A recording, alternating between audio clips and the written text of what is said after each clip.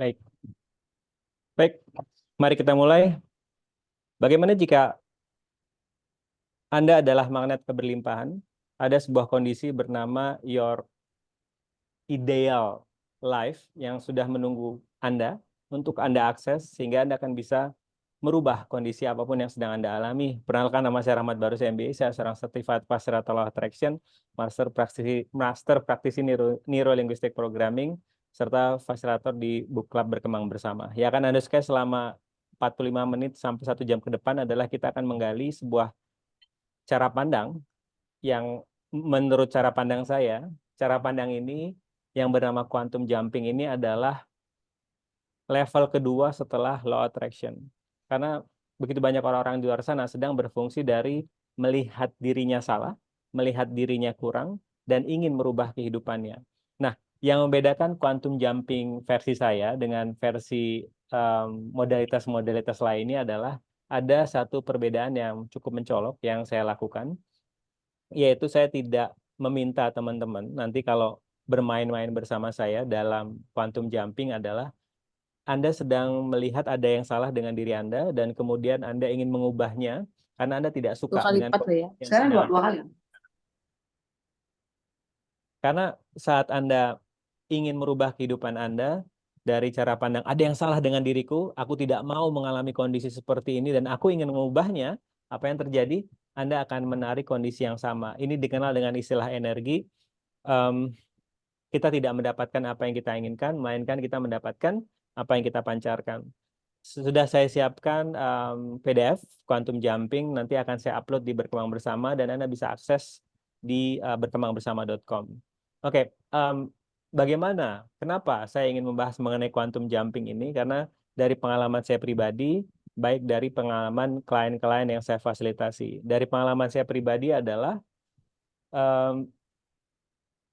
wait,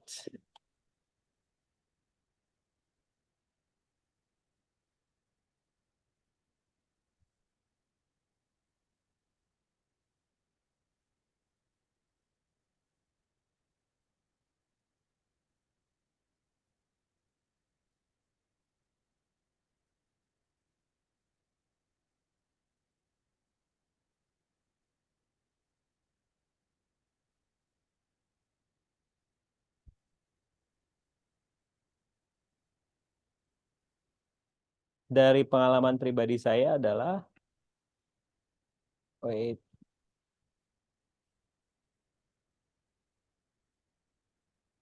dari pengalaman pribadi saya adalah ketika saya suka ngeband dan kemudian ada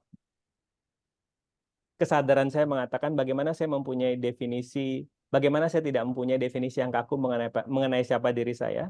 Saya bisa menjadi apa saya yang diperlukan, sehingga ketika saya mengidentifikasi diri saya adalah seorang anak metal, anak band, ada kesadaran saya sepertinya saya mempunyai potensi yang lain. Nah, akhirnya saya mengikuti apa namanya beasiswa, mengikuti lomba karya tulis, dan ternyata saya bisa lolos untuk saat itu yang pertama ke Australia dan yang kedua saya berangkat ke Korea Selatan. Nah, ini juga dialami oleh klien saya ketika dia ingin mengubah kehidupannya menjadi lebih berbeda dengan kondisi yang sedang dialami sekarang. Namun yang menarik ketika kondisi tersebut tidak berhasil dialami adalah, yaitu saya tanya, apa yang ingin Anda ciptakan di kehidupan ini? Saya ingin bahagia, Pak, di kehidupan saya. Saya ingin mengakses doppelganger saya ingin mengakses kembaran saya yang sudah ada di realita yang lain, parallel universe, yang sudah menikmati kehidupan dia, yang sudah kehidupannya berubah. Namun, kondisinya tidak berubah. Saya tanya, apa state yang Anda gunakan untuk mengubah kondisi kehidupan Anda? Saya ingin mengubah kehidupan saya karena saya nggak suka dong, Pak. Ya kalau saya suka, ngapain saya pengen ubah? Nah, ini dia yang perlu kita sadari sama-sama. Kalau kembali dengan apa yang saya sampaikan tadi di depan, bahwa akan sangat berbahaya kalau Anda ingin mengubah kehidupan Anda dari state, um, aku tidak suka dengan kondisi yang sedang aku alami. Karena selain pengalaman yang bagus tadi, yaitu saya mengalami dari anak band, kemudian dapat beasiswa, saya juga mengalami sebuah kondisi yang cukup tidak enak ketika saya berbisnis. Saya ditipu oleh partner bisnis saya. itu terjadi karena saya ingin berbisnis untuk mengubah kehidupan saya.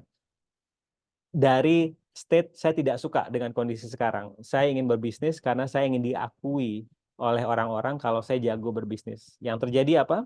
Saya mengirim low vibration kepada semesta, akhirnya semesta menarik hal-hal yang secara vibrasi juga rendah untuk datang di kehidupan saya, seperti orang-orang yang tidak komit dengan perjanjian bisnisnya. Nah, begitu juga dengan klien saya tadi, dia ingin pindah ke ingin mendapatkan kebahagiaan di pekerjaan dia, namun dia menggunakan state dia sedang tidak menikmati kerjaan sekarang. Yang terjadi apa? Ketika dia pindah ke perusahaan yang baru, benar sekali, kejadian yang sama. Dia akan mendapatkan lingkungan yang sama, teman-teman yang sama, bos dia yang sama-sama menyebalkan. Oleh karena itu, ini kenapa juga saya tidak menyarankan Anda ketika Anda berlibur, Anda dari cara pandang, aku ingin healing. Coba Anda perceive energetically oke. Mungkin untuk teman-teman yang baru bergabung bersama Berkembang Bersama, kita akan menggunakan dua pendekatan dari sisi science dan dari sisi spiritual energi. Karena untuk dari sisi science memang cukup membantu saya untuk mengisi kehidupan ini dengan menyenangkan, namun ternyata sempat mentok, tidak bisa lebih tinggi lagi. Ternyata ada sebuah sisi yang dari dulu saya nggak mau lihat. Ini apaan sih, nggak banget gitu. Tapi ternyata di balik itu adalah sisi spiritual adalah yang sedang saya butuhkan untuk saya lompat ke state yang lebih tinggi dari sebelumnya. Jadi otak ini cukup membantu saya sukses di satu titik. Namun untuk lebih sukses lagi ternyata saya perlu menggali sisi spiritual saya. Nah, sisi penelitian untuk memuaskan otak kritis saya yang selalu nggak mungkin lah ini bisa terjadi dan sebagainya, harus ada datanya gitu ya. Nah, sedangkan dari sisi spiritual adalah untuk menyadarkan saya sesuai dengan statement dari Deepak Chopra, orang kepercayaannya siapa namanya, Oprah Winfrey ya. Dia pernah mengatakan kita ini adalah makhluk spiritual yang sedang belajar menjadi manusia, bukan manusia yang sedang belajar hal-hal spiritual. Nah, dengan begitu, saya mana tadi ceritanya? Klien saya yang sedang mentok di kondisi kehidupannya tidak berubah, karena itu tadi dia sedang menggunakan cara pandang tidak bahagia. Dan banyak orang yang sedang liburan itu sedang berproses dari aku tidak suka dengan kondisiku, aku ingin healing. Yang terjadi adalah apa? Ya Anda cuma pindah negara doang, tapi permasalahannya juga sama. Dan lebih parahnya lagi dari ada klien saya yang liburan ke Jepang karena ingin healing. Yang terjadi adalah proses dia berangkat ke Jepang itu penuh dengan begitu banyak permasalahan. Delay lah, kemudian tour leadernya nggak banget lah, ada permasalahan di sesama orang yang ikut di tour tersebut dan sebagainya dan sebagainya. Jadi ini yang perlu kita sadari, yang membedakan pendekatan berkembang bersama dalam memandang proses quantum jumping adalah kita tidak melihat ada yang salah dengan diri kita, melainkan oke, aku sedang mengalami kondisi seperti ini. Langkah berbeda apa yang mau aku ambil keputusannya untuk mengubah kehidupanku menjadi berbeda. Jadi yang pertama tadi ya, yang membedakan berkembang bersama dengan pendekatan quantum jumping lainnya untuk mengubah kehidupan adalah tidak ada yang salah dengan kondisi yang sedang kita alami, itu yang pertama. Yang kedua adalah action. Jadi gini, untuk teman-teman yang di sini yang senang banget bermain-main energi, bermain-main spiritual dan sebagainya, sadari bahwa kita masih di realita yang membutuhkan action. Jadi banyak orang di luar sana, bukan Anda yang ada di sini, ketika belajar kesadaran, belajar energi dan sebagainya, itu hanya duduk di dalam rumah, nonton Netflix dan berharap semesta memilih Anda. Ini juga karena ini bisa terjadi karena cara pandang kita terhadap kehidupan ini akibat dari Disney Effect ya istilahnya. Disney Effect itu mengatakan bahwa nanti ada pangeran yang menolong, kemudian semuanya akan baik-baik saja. Jadi kita menunggu kehidupan ini untuk memilih kita. Ini yang agak agak membuat saya sebal dengan orang-orang yang yang sudah belajar energi dan sebagainya, kemudian dia duduk manis dengan harapan kehidupan akan memilih dia. Namun itu tadi, saya sebagai fasilitator tidak berhak memberikan jawaban. Tugas saya di sini hanyalah memberikan pilihan. Keputusannya ada di tangan Anda, mau memilih kehidupan Anda seperti apa. Nah, seperti yang kita sudah pahami bersama, kebanyakan orang di luar sana, bukan Anda, sedang menunggu kehidupan mereka memilih karena mereka merasa diri mereka spesial. Ini akibat dari Disney Effect. Oleh karena itu ketika kehidupan tidak memilihnya, dia merasa kecewa. Aku sudah beribadah, aku sudah memberikan makanan bagi orang yang membutuhkan, aku sudah berbuat banyak hal. Kok kehidupan tidak memilihku? Kok ini yang sering korupsi, ini yang sering begini dan begitu, kok mereka makin sukses? Nah, akhirnya Anda berfungsi dari komparasi, kompetisi, dan menjelek-jelekan orang di belakang. Saya tidak bilang kompetisi, komparasi, dan apa namanya menjelek-jelekan orang di belakang itu hal yang salah ya. Tapi kalau dari sisi energi, oke, kami dari berkembang bersama mempunyai cara pandang tidak ada yang namanya salah dan benar, tapi lebih kepada efek apa yang akan terjadi saat Anda mengakses energi kompetisi, saat Anda menyalahkan kondisi yang di luar, dan Anda tidak take ownership. Oke, kejadian ini aku yang menciptakan, ya karena aku nggak mengambil keputusan, karena aku merasa aku spesial, aku nunggu doang, nanti harapanku semesta akan membantu. Enggak. Belum, itu ada, itu nanti nama eranya adalah golden era. Jadi apapun yang Anda bayangkan akan bermunculan. Tapi untuk ini anak-anak Indigo udah ngerti ini kayaknya golden era, dan I know, terima kasih karena sudah datang. Tapi paling tidak kalau Anda masih bingung, Anda bisa DM saya bagaimana potensi Anda untuk bisa mengakses your golden era itu bisa maksimal. Nanti kita bisa ngomong. Tapi untuk sesi malam ini, karena anak-anak Indigo dengerin ini, ini gue udah tahu nih, gue udah ngalamin, gue pingin apa udah muncul. Oke, itu kasus Anda dan itu spesial banget. Namun untuk orang-orang yang masih belum menyadari kalau dia mempunyai potensi seperti itu, karena itu tadi dari kecil, dari usia 1 sampai 7 tahun kita selalu apa namanya mengalami keajaiban. Kemudahan tuh sering kita alami, tapi di usia 7 tahun itu kita sering mendapatkan informasi hidup itu bersakit-sakit dahulu baru bersenang-senang kemudian. Sehingga ketika semuanya berjalan mudah di kehidupan kita, itu ada rasa takut.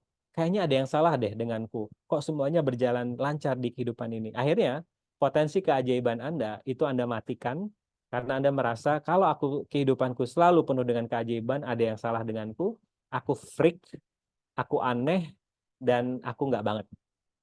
Akhirnya Anda mematikan keajaiban Anda hanya karena ingin diterima oleh lingkungan Anda. Nggak ada yang salah dengan itu. At least dengan Anda bermain-main bersama kami di Berkembang Bersama ini, fungsi saya adalah untuk mengingatkan potensi keajaiban yang Anda miliki, sehingga Anda menyadari keajaiban itu nggak ada hubungannya dengan layak atau tidak layak. Kemudahan itu nggak ada hubungannya dengan layak atau tidak layak, tapi lebih kepada apakah aku bersedia memilihnya. Lebih ke arah situ. Dan bagaimana jika semesta kerjaannya hanya mendukung Anda? Anda sendiri yang kadang bikin repot.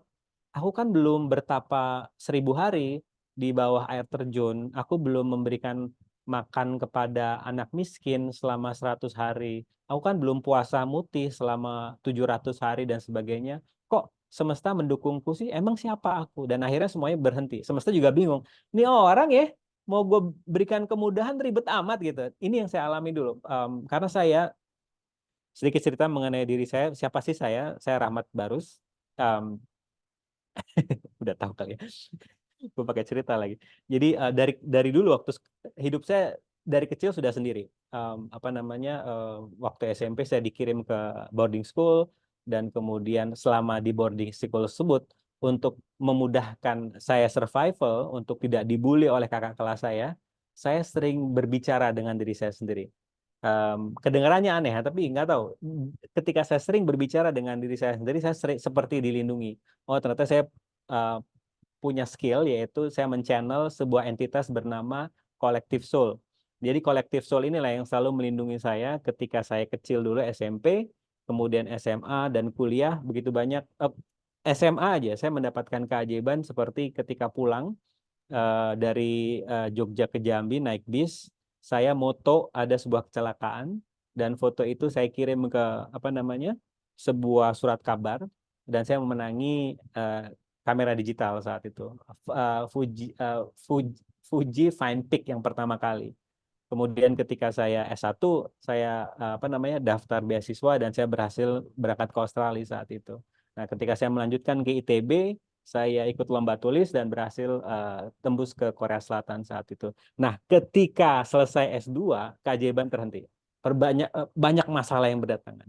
Kenapa? Karena ternyata ketika saya selesai S2, saya berbicara dengan salah satu orang yang cukup saya hormati saat itu.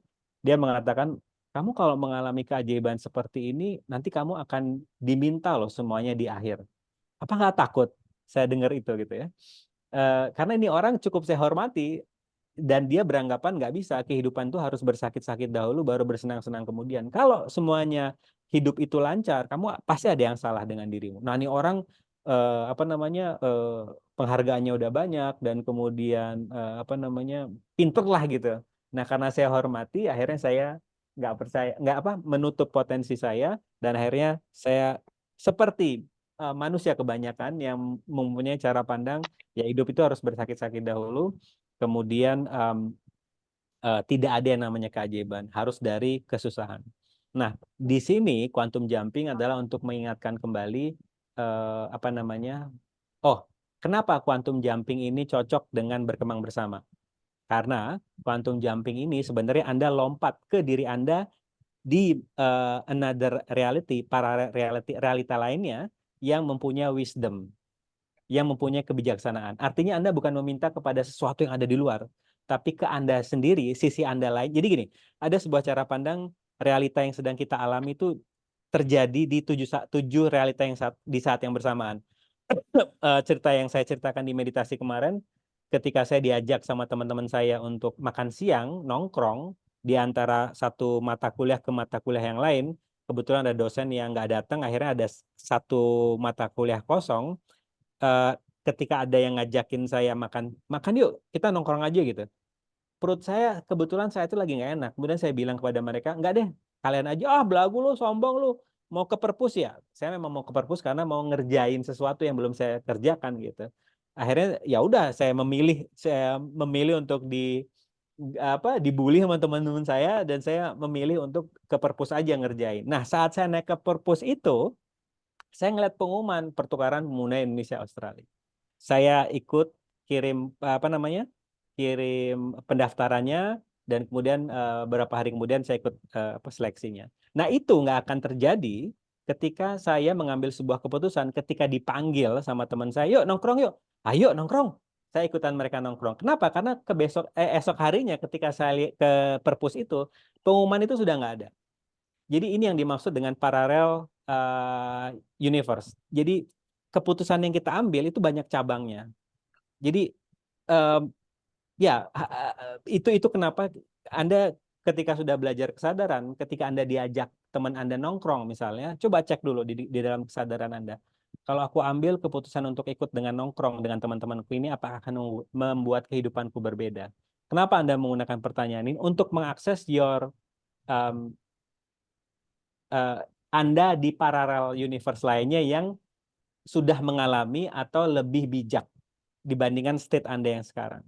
Jadi itu kenapa um, klien saya itu dia cerita, nggak tahu kenapa ya, aku lagi parkir dan kemudian di bawah pohon rasa perutku nggak enak, aku memindahkan mobilku ke lokasi yang dekat dengan kamar mandi. Tidak berapa lama ada pohon yang jatuh tepat di lokasi itu. Nah, bagaimana jika dia sedang mengakses inner wisdom-nya in the future, atau sorry, di parallel universe yang sebelum yang mobilnya baik-baik. Jadi gini, dia juga akan mengalami kondisi yang namanya mobilnya kejatuhan dan mobilnya yang aman-aman saja. Nah, kebetulan karena dia percaya dengan gut feeling-nya, dia memilih mengambil realita yang mobilnya aman-aman saja. Jadi mobilnya hancur ketimpa pohon dan mobilnya aman, itu adalah realita yang terjadi di saat yang bersamaan. Namun karena dia memilih untuk percaya dengan gut feeling-nya, realita yang dialami adalah mobilnya aman-aman saja. Jadi ini juga erat kaitannya dengan yang istilahnya soul contract, kontrak jiwa yang sudah kita tanda tangani sebelum kita hadir di realita ini. Oke, ini mungkin agak kemana-mana ya, tapi intinya adalah malam ini kita akan bersenang-senang untuk mengakses sisi unik dalam diri Anda. Dan tenang saja, kalau ada orang yang mengatakan kepada Anda kalau Anda weird, itu sebenarnya adalah pujian, karena weird kamus Oxford lama artinya orang yang bisa mengendalikan destiny mereka sendiri. Jadi kalau ada orang bilang Anda itu aneh banget sih kamu gitu, Anda bisa bilang ke mereka thank you karena weird atau aneh adalah orang yang bisa mengendalikan destiny mereka sendiri. Nah, salah satu bentuk quantum jumping yang berkembang bersama lakukan adalah sebenarnya sudah lama berkembang bersama ingin apa ya, ingin go internasional, ingin apa namanya, ingin mempunyai klien atau apa namanya, teman belajar dari eh, luar negeri. Nah, saya tanya kepada semesta, kira-kira apa yang bisa kami lakukan, saya lakukan untuk membuat kemungkinan sehingga berkembang bersama bisa nikmati dari ke berbagai bahasa. Nah, ketika saya di Jambi, saya ketemu dengan teman saya yang seorang interpreter, dan ketika kita ngobrol, iya, berkembang bersama mau bikin retreat nih di Ubud, dan kita ingin buka possibility untuk klien kita orang-orang yang tidak bisa menggunakan bahasa Indonesia. Apakah Mas bersedia untuk jadi interpreter? Nah, ketika kita ngobrol tersebut, kita membuka kemungkinan. Nah, begitu juga dengan event-event offline seperti ini. Saya pernah karena saya bikin iklannya di LinkedIn juga, itu ada berapa orang yang masuk, orang India, orang Australia kalau nggak salah saat itu. Dia keluar lagi karena saya menggunakan apa namanya, bahasa Indonesia. Jadi terima kasih Mas Lukman yang udah datang. Dia adalah interpreter kami dari Berkembang Bersama, dan ini ya bentuk apa namanya, bagaimana Berkembang Bersama membuat event offline offline Mas. Jadi bentuknya seperti ini. Nah, ini hanya bisa terjadi kemungkinan seperti ini karena saya mengambil sebuah keputusan. Jadi itu tadi, selain quantum jumping ini untuk mengubah kehidupan Anda akan lebih mudah Anda alami, itu ada 2 poin. Dan ini yang membedakan kami dari yang lainnya, yaitu tolong jangan pernah melihat diri Anda salah dari kondisi yang sedang Anda alami. Siapa sih yang bilang kalau kondisi ini salah? Klien saya diserempet mobilnya ketika keluar dari bengkel, kemudian dia marah-marah kepada saya, semesta ini gimana sih? Kok bikin saya menderita seperti, karena katanya semesta selalu mendukung saya. Itu bukan pertanyaan. Tolong bro, diganti pertanyaannya. Apa yang benar dari kondisi aku diserempet mobilku ini? Nah, ketika dia balik, ketika dia ke bengkel, ketika dia sudah menggunakan pertanyaan itu, apa yang benar dari kondisi ini yang belum aku perhatikan, dan dia kembali ke bengkel, ternyata ketika dicek sama mekanik, eh, remnya sudah perlu diganti dan sangat berbahaya kalau itu dibiarkan. Jadi seperti apa ya, sebuah cerita dari mungkin Anda pernah dengar sebuah cerita ini, yaitu ketika ada seorang petani dan anaknya tinggal di sebuah desa, dan anaknya pergi naik kuda, dia pulang membawa kuda liar. Nah, tetangganya bilang, kamu beruntung banget sih bawa kuda baru gitu, kuda liar. Kemudian petani bilang, beruntung atau tidak beruntung saya tidak tahu loh. Nah, ketika anaknya melatih kuda liar ini untuk nurut, dia terjatuh dan kakinya patah. Nah, tetangga itu bilang, kamu sial banget sih, anakmu kakinya patah seperti ini. Kemudian dia bilang, saya beruntung atau saya tidak beruntung, saya tidak tahu ini. Nah, tidak berapa lama, tentara kerajaan datang dan meminta semua pemuda untuk berangkat ikut perang. Kecuali anaknya si petani, karena kakinya lagi patah. Nah, si tetangga bilang, kamu beruntung banget sih, anakmu nggak ikut perang gara-gara kakinya patah. Saya beruntung atau saya tidak beruntung, saya tidak tahu. Nah, dari sini Anda mungkin makin menyadari bahwa yang memaknai kondisi yang sedang kita alami adalah sebuah hal yang sial atau keberuntungan, itu adalah bagaimana kita melabelnya. Nah, ini yang kadang membuat orang susah untuk quantum jumping, untuk mengakses wisdom di parallel universe yang dia miliki, karena label yang sangat kuat terhadap siapa dirinya. Saya hanya pegawai biasa, saya hanya ibu rumah tangga, saya hanya apa ya? Saya hanya lulusan SD, saya hanya orang desa. Kalau saya hanya orang desa itu dipakai sama pendiri rumah makan sederhana, nggak mungkin dong ya kita menikmati rendang yang begitu enaknya. Dia pindah dari kampungnya ke Jakarta karena dia menyadari ada sesuatu deh yang lain dari diri saya yang potensinya besar yang belum aku gali. Karena itu tadi, hati-hati dengan label yang Anda miliki terhadap diri Anda. Cara menetralkannya adalah yang biasanya saya lakukan. Apakah saya rahmat atau saya adalah makhluk spiritual? Jadi rahmat itu adalah hasil dari rangkaian pikiran di kepala saya. Rahmat lahir di Jakarta, punya ayah orang Sumatera Utara, punya ibu orang Jawa, dan sebagainya gitu ya. Itu adalah rahmat sisi pikiran saya. Nah, ketika apa ya, semesta ingin membuat saya lebih dari si rahmat ini, karena saya mentok, nggak mungkin lah. Siapa sih yang ngira gitu ya? Berkembang bersama dibuat book clubnya awal-awal tuh nggak ada yang datang. Karena saya ternyata mempunyai cara yang label yang kaku mengenai siapa diri saya. Siapa sih yang mau datang bikin book club? Bener nggak ada yang datang. Tapi ketika saya menghancurkan definisi yang kaku mengenai siapa diri saya ini Rahmat atau adalah infinite being. Nah, ketika saya menyadari saya adalah infinite being atau spiritual being, saya menjadi energi yang menarik untuk orang-orang bermain-main bersama saya. Coba Anda perhatikan orang-orang yang Anda idolai, yang Anda kagumi. Bisa jadi mereka nggak punya definisi yang kaku mengenai siapa diri mereka. Karena Dolores Cannon itu adalah apa ya, orang yang menghipnosis seseorang untuk regresi ke masa lalu dia. Dia menemukan cara pandang mengenai kehidupan ini. Bagaimana jika kita dilahirkan di kehidupan ini adalah untuk memanipulasi energi? Maksudnya apa? Apapun yang sedang Anda alami, itu sebenarnya bisa Anda rubah asalkan Anda tidak punya label yang kaku mengenai siapa diri Anda. Dan yang kedua, Anda fokus kepada hal-hal yang Anda inginkan, bukan hal-hal yang Anda takutkan. Karena banyak orang bilang, Pak, visualisasi itu halu dong ya, halusinasi. Loh, bagaimana jika setiap saat kita tuh suka halu kan, tapi halunya ke hal-hal yang kita takutkan, itu udah kerjaan otak. Jadi Universitas Harvard menemukan 46,9% masa aktif manusia itu fokus kepada masa depan yang isinya ketakutan dan masa lalu yang isinya penuh dengan penyesalan yang membuat mereka menderita. Oleh karena itu, menurut Universitas Harvard, cara termudah untuk Anda bahagia, arahkan fokus Anda ke saat ini sekarang. Caranya seperti apa?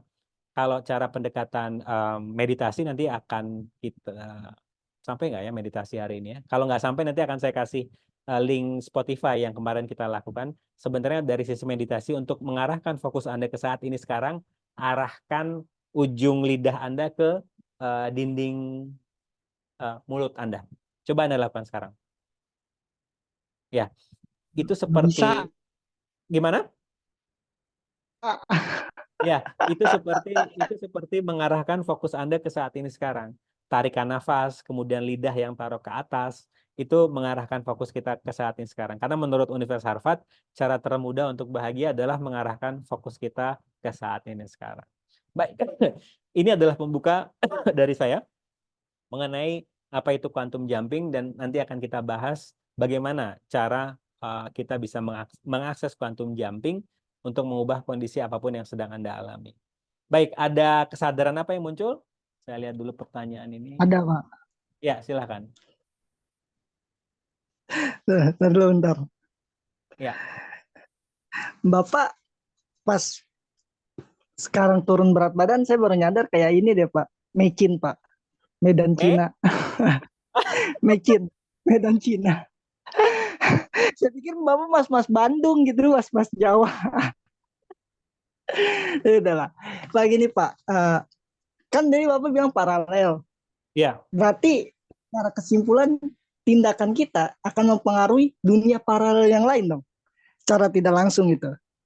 Misalkan nih hal kecil gitu, misalkan kita mengut sampah, bisa Ya. jadi di paralel lain kita akan menghasilkan sebuah apa ya, dari tindakan kita sebuah eh, hal yang berbeda di paralel lain gitu. Ini light or heavy dari cara pandang ini buat Mas? Agak berat sih. Jadi kalau kita ngelakuin hal buruk, berarti hal buruk itu bisa menjadi apa ya, bencana buat paralel yang lain gitu. Oke. Cara pandang ini ringan atau berat buat Mas? Berat. Bagaimana jika sebenarnya dengan beratnya Anda itu lebih kepada bagaimana jika aku lebih hati-hati dalam mengambil sebuah keputusan? Karena rangkaiannya Oh. memang seperti itu. Jadi masih ingat nggak si siapa namanya Dr. Strange ketika ditanya dari berapa kemungkinan itu kita hanya satu skenario yang bisa mengalahkan Thanos ya. Namun di realita itu si ininya mati. Siapa namanya? Iron Man. Iron Man-nya mati gitu. Ya itu Oh. akhirnya dari realita dari beberapa parallel universe cuman itu yang sukses tapi ada efek sampingnya. Nah, begitu ya itu tadi em, sebenarnya kita sudah dihadapkan dengan semuanya. Kita sukses, kita gagal itu udah di saat yang bersamaan. Namanya eternal. Eternal tuh masa lalu dan masa lalu dan masa depan dan sekarang terjadi di saat yang bersamaan. Namanya eternal. Nah, kita gagal atau kita sukses itu sebenarnya jadi di saat yang bersamaan kayak cabang gitu. Nah, keputusan kita yang mau diambil ini menentukan arahnya kemana gitu. Nah, menariknya, kalau dari sisi kesadaran kita tidak pernah melihat yang namanya gagal atau sukses. Kenapa? Karena semuanya hanyalah feedback. Kadang orang yang sukses itu lupa bahwa ini belum seberapa dengan apapun yang semesta ciptakan buat kita. Jadi akhirnya dia merasa ini sudah mentok, aku harus melakukan hal yang sama untuk bisa repeat ini. Ini adalah sebuah limitasi juga. Sedang apalagi yang gagal bilang, aduh, gue nggak akan mungkin sukses gitu. Dan akhirnya itu akan jadi limitasi juga. Itu kenapa sebenarnya ada sebuah agenda sih berkembang bersama ingin mengajak Anda ke sebuah state yang namanya kalau senang biasa aja, kalau susah juga biasa aja. Karena semuanya adalah sifatnya netral. Sehingga kalau Anda sukses, oh sukses ya, terima kasih Tuhan. Apalagi nih yang bisa aku ambil keputusan? Oh gagal ya, feedbacknya apa? Karena di istilah kesadaran, di istilah energi nggak ada yang gagal. Namanya adalah feedback. Oh oke, ini belum berjalan sesuai dengan rencana kita ya. Keputusan berbeda apa lagi yang bisa aku ambil? Nah, Anda akan terus melangkah. Jadi, kenapa saya juga tidak menyarankan Anda untuk berhenti setelah sukses? Karena belum tentu ini maksimal. Masih ada berkah semesta yang belum Anda gali. Gitu. Apalagi yang muncul, Mas? Atau teman-teman, silakan. Mas, sorry, saya counter nih Pak. Apa? Eh, oh iya, saya counter, saya serang balik. Ya. Gimana? Sukses kan orang dibantu Pak, bukan Dibantu. bukan jerih payah sendiri. Ada bantuan dari pihak luar, entah itu semesta, entitas luar, entah itu Ya. semesta, teman, kerabat, ya kan? Ya. Orang gagal akan tetap gagal Pak kalau nggak ada yang bantu. Contoh, peluangnya nggak ada, Ya. kesempatannya nggak ada, Ya. lahanin santainya saya nih misalkan bisa berpotensi bikin musik bagus atau bikin karya bagus, tapi kalau dia nggak tahu media atau tempat buat atau tidak ketemu orang yang tepat, akan sia-sia dong Ya. Cara karya pandang yang ini dihasilkan. sudah mengubah kehidupan Anda atau masih membuat kehidupan Anda belum sesuai dengan rencana? Belum sesuai dengan rencana, maka itu Pak, Ya. Ya. saya lagi nyari-nyari kayaknya, kayak intuisi belum ngasih sesuatu gitu, kayak Ya. misalkan ke waktu itu kan di berkembang bersama di Bapak Zoom Bapak kan ada yang WA siapa gitu. Tiba-tiba Ya. dia dapat sebuah keajaiban.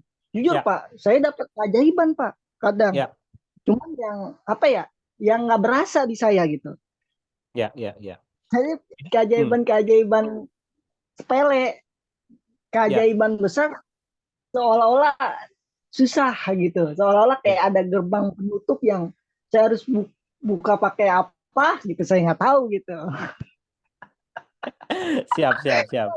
Ya, Menarik saya kalau kalau kalau kalau cara kenapa nggak pandang saya ini kenal kalau ya kan? cara pandang ini masih membuat Anda nyaman dan happy, tolong gunakan. Tapi ketika cara pandang ini sudah tidak relevan, Anda bisa pilih cara pandang yang lain. Karena kehidupan ini Mas begitu banyak cara pandang yang bisa Anda gunakan.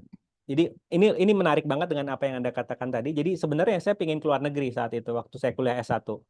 Namun minta uang sama orang tua nggak ada duit, terus saya ngumpulin karena waktu saya S1 saya udah kerja juga untuk ngumpulin uang kan.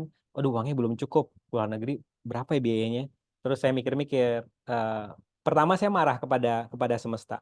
Kenapa saya dilahirkan dengan keluarga nggak seperti keluarga lainnya yang mudah banget ketika minta dikasih duit gitu ya. Saya marah kepada semesta. Kok begini sih? Kok saya dilahirkan dengan keluarga seperti ini nih? Nah, ketika saya cukup puas rasa marahnya, vibrasi saya tuh low vibration. Yang menarik begitu banyak problem di kehidupan saya. Nah, sampai saya menyadari, tunggu dulu.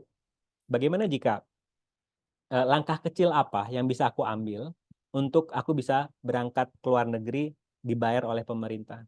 Yang terjadi adalah saya itu tadi ada kayak panggilan dalam diri saya untuk ke perpus, jadi perpus di kampus saya itu kebetulan ada majalah luar negeri Forbes kalau nggak salah dan saya suka nonton iklannya. Iklannya kan keren-keren ya, Forbes zaman dulu gitu.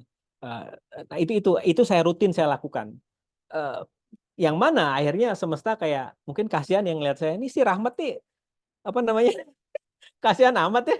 Udah deh gue kasih kemungkinan. Tapi yang saya lakukan adalah saya mengambil keputusan terlebih dahulu. Yaitu apa namanya berhenti marah kepada Tuhan, dan yang kedua adalah menyadari bahwa aku yang menciptakan realita ini, dan yang ketiga tidak melihat keajaiban kecil dan besar, namun melihat itu adalah sebuah keajaiban. Karena saya datang ke perpus dan ngelihat pengumuman itu adalah sebuah keajaiban loh. Walaupun itu mungkin kalau realita ini ngeliat keajaibannya kecil banget. Karena besoknya pengumuman itu udah diambil sama petugas TU. Tapi itu adalah sebuah keajaiban. Jadi ini yang saya minta teman-teman juga, tolong sadari atau hati-hati dengan menggunakan cara pandang keajaiban kecil dan keajaiban besar. Anda akan berfungsi dari milih-milih gitu. Sedangkan yang paling seru adalah membuka semuanya. Jangan buka baju ya, Enggak, buka kemungkinan. ya, enggak ada yang nafsu Pak, kemana. Nah, gini Pak, saya bukannya menolak kejadian saat ini ya. Ya. Saya tuh kayak gergetan sama semesta. Saya dipertemukan sama Bapak, ya yang kita sama-sama orang aneh, bahas ala aneh kan. Kalau bahas di tempat lain kan eternal kan kita disangkain orang gila kan. Jadi saya diketemuin sama Bapak, saya diketemuin juga pengetahuan-pengetahuan yang orang nggak tahu gitu. Ya. Yang orang tahu, saya dikasih informasi-informasi yang bahkan orang di sosial saya bilang, kok lu bijak banget deh. Gue kayak ketemu sama biksu kata dia, kayak ketemu sama ginian. Kok lu bisa punya cara berpikir kayak gitu? Ya. Tapi yang gergetan nih Pak, ketika saya udah oke, semesta, lu kayak udah ngasih sinyal kalau lu pengen ngangkat level gue nih. Ya. Nah, ketika saya udah bersedia Pak, mau naik level, kok kayak banyak amat yang ngalangin gitu. Maksudnya mau Tuhan itu apa gitu menurut saya. Kalau memang saya ditakdirkan bukan jadi siapa-siapa, maaf bukan apa ya. Kalau saya memang tidak mau dinaikin level ya sudah nggak apa-apa. Tapi jangan dikasih informasi, jangan dikasih kemungkinan harapan yang nantinya dipupusin lagi gitu Pak, kayak harapan palsu gitu. Oke, ini udah kena energinya. Jadi di apa namanya cara pandang dari quantum jumping yang disetujui sama transurfing itu adalah sebuah cara pandang mengenai energi oleh orang Rusia namanya Vadim Zeland. Dia mengatakan bahwa dan cocok sama quantum jumping, yaitu saat kita menjadikan apapun yang kita lakukan sebagai sebuah hal yang sangat penting, di saat yang bersamaan problem ini bermunculan. Jadi kenapa translation interpreter berkembang bersama saya nggak, yang dari dulu sudah saya cita-citakan nggak pernah terwujud sampai malam ini, karena saya selalu punya cara pandang, keren banget tuh nanti kalau berkembang bersama punya translator. Penting banget ini. Ternyata ego saya yang main, bukan kesadaran. Yaitu saya ingin dilihat sama orang-orang yang sedang mengerjakan modalitas lainnya berkembang bersama, keren banget nih. Berkembang bersama keren banget. Yang terjadi ketika saya mengambil sebuah action dan beranggapan bahwa ini penting banget, menurut transurfing akan diciptakan sebuah problem untuk menjadikan itu seimbang. Jadi ada cita-cita dan ada problem di saat yang bersamaan. Nah, kenapa interpreter berkembang bersama hadir malam ini dengan begitu elegannya? Karena saya beranggapan ini adalah action yang saya ambil. Ada yang datang bersyukur, ada nggak datang juga it's okay. Yang paling penting saya sudah mengambil sebuah keputusan. Jadi itu kenapa? Ya, contohnya saya juga bisa berangkat ke Australia beasiswa itu dan saya gagal OS8 ya saat itu. Sorry. OS8 ya. Dan saya gagal beasiswa ke Amerika karena yang pertama ketika saya ikut beasiswa ke Australia itu saya ikut-ikutan teman-teman gitu. Gue sambil nunggu ngantri interview, gue bisa nongkrong sama teman-teman gue gitu. Ya, yang lainnya nggak, berangkat gue sendiri gitu. Nah, di yang Amerika ini, saya serius banget gitu. Ternyata ada ego dalam diri saya. Keren banget kan nanti kalau aku berangkat, aku bisa membuat orang tuaku bangga, aku bisa ini, aku bisa itu. Tolong perceive energetically. Yang satu itu bersenang-senang dan berhasil, sedangkan yang gagal itu penuh dengan secret agenda, istilah access consciousness-nya. Kalau istilah transurfing-nya adalah access potensial. Itu kenapa kalau Anda berkarya, saran saya because you choose it. you having fun with it. Nggak ada secret agenda di sana seperti ingin membanggakan orang tua, ingin menyelesaikan permasalahan yang sedang aku alami. Ini menariknya, semakin Anda ingin menyelesaikan permasalahan yang sedang Anda alami, Anda sedang mengirim sebuah kondisi yang solid mengenai permasalahan yang Anda alami. Tapi ketika Anda menggunakan cara pandang, langkah kecil apa yang bisa aku ambil untuk mengubah kondisi ini. Jadi ada sebuah salah kaprah bahwa kita harus menemukan solusi. Kalau ingin mencari solusi, kita sedang create problem artinya di saat yang bersamaan. Bagaimana jika kita tidak perlu mencari solusi, yang perlu kita lakukan adalah langkah kecil apa nih yang mudah dan menyenangkan yang bisa kita ambil. Saat Anda terus melangkah, misalnya Anda ingin buat lagu misalnya, Anda buka YouTube atau Google di ChatGPT yang gratis aja, nggak usah yang berbayar, how to create inspiring song step by step misalnya. Nanti akan dibuatin caranya dan sebagainya. Jadi ya hati-hati dengan penting banget, hati-hati dengan ekses potensial yang muncul yang menyebabkan akan terjadi sebuah energi keseimbangan yang membuat proses itu menjadi seimbang, artinya susah. Ada cita-cita, ada halangan. Karena Anda beranggapan aku harus mewujudkan. Bagaimana jika tidak ada namanya harus? Yang ada hanyalah barus. Bukan. Bagaimana jika tidak ada keharusan? Yang ada hanyalah pilihan. Ini juga cukup membantu saya untuk mengubah kehidupan saya. Ketika saya ditipu oleh klien bisnis saya, partner bisnis saya lebih tepatnya, aku harus mengubah kehidupanku ini. Yang terjadi adalah permasalahan itu makin banyak. Tapi ketika ini sudah terjadi, nggak ada yang salah, pilihan yang tersedia ini apa sih yang bisa aku ambil? Nah, apa teman-teman atau Mas Sakta yang muncul di sini apa? Kalau pilihannya belum ada, Pak, Pilihan kita belum udah ada. udah ya saya tuh udah nerima juga Ah, udah saya ngerasa perubahannya pada diri saya doang itu, Pak. Kenyataannya nggak berubah. Oke. Ya gitu, makanya Bapak bilang infinite being. Ya memang infinite being, Pak. Tapi apa ya? eh, saya pengen main di game yang berbeda yang pernah saya bilang ke Bapak gitu. Yang Ya. gamenya nggak sama. Gini nih, Pak. Ini metafora dong, Pak. Saya main game nih, Pak. Hmm. Sebagai karakter. Ya. Di game saya itu gamenya selalu tentang dibodohi, Ya. diserang, Ya. diremehkan, gitu. Dan saya Ya. udah ngalamin itu bertahun-tahun, udah Ya. nggak ada rasanya. Jadi Ya. kalau diremehin sama orang, dijatohin, terus apa ya, itu saya udah bisa handle itu semua, Pak. Dan Ya. saya rasa udah kurang seru gitu. Saya bilang sama Tuhan, tolong dong ganti permainannya gitu. Ya. Jangan jangan dibawain apa ya, ibarat kata permainan yang sama lagi. Ya. Udah nggak ada ininya gitu, Pak. Ya. Saya kayak Oke. apaan sih, saya harus yang sama ini lagi gitu. Kalau dari sisi energi, kita akan mengalami permasalahan yang sama, tantangan yang sama, itu adalah namanya looping, yang mana kita akan hanya bisa keluar dari kondisi seperti itu dengan menggunakan pertanyaan, apa yang aku suka dari kondisi ini? Dan yang kedua, apa kontribusi dari kejadian ini?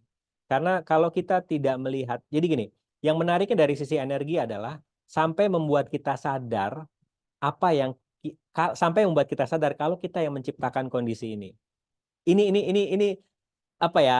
Jailnya semesta dan energi itu seperti itu. Kayak kok aku punya pasangan yang abuse terus ya? Kenapa ya? Apa sih kok abuse? Jadi ini saya punya klien cantik. Bentar, saya Boleh ngelamun dulu. kenalin dong. Makanya gue lagi ngelamun dulu nih, bentar. Enggak, jadi Udah punya bini loh. Jadi dia cantik, seksi lah. Wow, seksi lah menurut saya. Namun dia selalu menarik pasangan yang abuse dan selalu memanfaatkan dirinya. Kemudian saya tanya, apa yang kamu suka dari sini gitu? Enggak ada yang aku suka. Loh, ini realitanya seperti ini loh. Ini kalau kita lihat based on data untuk masuk ke otak kritisnya dia, based on data ini kejadiannya. Dia abuse dan memanfaatkan dirimu. Apa yang belum kamu lihat dari kondisi ini? Apa yang kamu suka dari kondisi ini? Nah, setelah dia menurunkan egonya dan kemudian kita mengakses gelombang alfa dalam dirinya, akhirnya dia mengakui bahwa ya ternyata dimanfaatkan itu kayaknya seru juga sih Pak. Dan yang kedua adalah dia mulai menyadari karena begini, potensi orang ini sangat besar. Namun karena nggak dimanfaatkan dirinya sendiri, orang-orang sekitar yang memanfaatkan dia. Mulai dari pertemanannya hingga relationship dia. Nah, ketika dia menyadari hal tersebut, akhirnya saya tanya, mau seperti ini terus? Kamu dimanfaatkan orang? Atau sekarang, saya biasanya untuk mengubah state saya mainkan ini, atau kita masuk ke sebuah state yang berbeda, yaitu kita yang memanfaatkan potensi dalam diri kita. Nah, ketika dia mengubah tanpa melihat aku dimanfaatkan sebagai sebuah hal yang salah ya. Karena kalau melihat, kenapa ini terjadi kepadaku, aku dimanfaatkan orang, Anda akan looping lagi. Sama aja. Tapi karena kalau Anda dimanfaatkan orang, artinya Anda punya potensi. Orang tidak akan menghabiskan waktu dan uang serta energi kalau Anda tuh nggak punya potensi. Jadi kalau ada yang memanfaatkan Anda, bilang dalam diri Anda, keren banget ya. Potensi gue tuh gede banget. Pertanyaannya, kapan nih gue sendiri yang memanfaatkan? Karena lingkungan udah loh. Nah menariknya ketika dia memanfaatkan potensi dalam dirinya, orang-orang yang memanfaatkan dia perlahan pergi, dan akhirnya sekarang dia sedang bermain-main dan mempunyai relationship dengan orang-orang yang nurturing. Orang-orang yang isi pembicaraannya adalah apa yang bisa kita create hari ini. Bukan tolong bahagiakan saya. Karena dulu dia seperti itu. Relationship-nya adalah tarik-menarik. Tapi ketika dia sudah bahagia dengan dirinya, memanfaatkan potensi dalam dirinya, akhirnya dia dipertemukan dengan channel vibrasi yang sama, pasangan yang sama, dan orang-orang ketika teman-teman yang datang, itu yang dulu memanfaatkan udah pergi, sekarang dia datang dengan teman-teman yang ketika ngobrol tuh, kita create apa ya, kita berkarya apa nih gitu. Jadi untuk teman-teman yang sekarang mungkin mengalami hal yang sama seperti Mas Sakta, tolong inginkan dulu apa yang sedang Anda alami, kontribusinya apa kejadian ini, apa yang belum aku syukuri dari kondisi ini, dan kemudian langkah kecil apa yang bisa aku ambil. Karena menurut quantum jumping juga setuju, kita hanya akan bisa mengubah kondisi kehidupan kita saat gelombang otak kita alfa. Artinya apa? Saat Anda tidak lagi melihat diri Anda salah, saat Anda tidak lagi menghakimi diri Anda, saat Anda antusias. Karena penghakiman dan kreativitas itu tidak bisa muncul di saat yang bersamaan. Harus salah satu. Saat penghakiman terhadap Oke, diri Anda rendah, kreativitas Anda naik banget. Tapi kalau Anda lagi menghakimi diri Anda sendiri, kreativitas Anda rendah. Oke, apa yang muncul di oke sini Pak. silakan. Ya. Oke, habis ini udah nih selesai nih kayaknya. Nah, Eh, jadi eh, menurut Bapak, saya harus sabar dulu atau langsung mengambil tindakan? Karena saya oke. kadang suka janggal dalam artian ketika saya berangus dengan tindakan gitu, saya berangus, saya bertindak, kok kayak kayak kayak terbebani ya gitu. Oke. Tapi ketika saya nggak bergerak, kayak ditakuti sama otak, ditakuti Ya. sama kepala yang Ya. bilang, "Woi, dunia udah berubah loh. Ya. Dunia udah bergerak maju loh. Era makin modern loh. Sekarang digital loh. Ayo loh, kapan?" gitu. Ya. You Eh, know, Pak. Jeff Bezos pernah mengatakan tidak ada yang namanya stres. Stres itu hanya terjadi saat semuanya ditaruh di pikiran dan tidak mengambil sebuah action kecil. Nah, dari apa yang saya sampaikan tadi, kira-kira Mas Sakta mau ngambil keputusan seperti apa?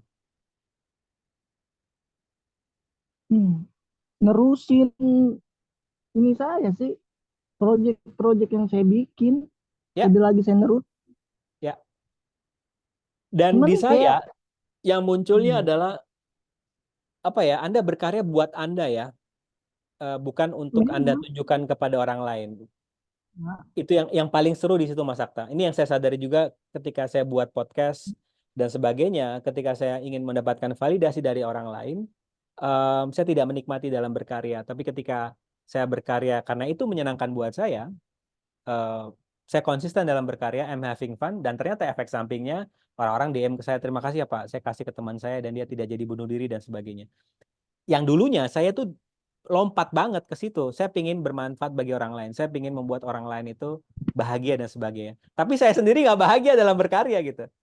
Akhirnya berhenti podcast Oh, itu. Ketika saya dulu yang bahagia, saya nggak peduli dengan orang lain, ternyata lingkungan itu juga merasakan manfaatnya. nongol nih Pak, maaf. Hmm, Nih, gini Pak. Saya tuh selalu nunjukin karya saya tuh sama orang luar gitu.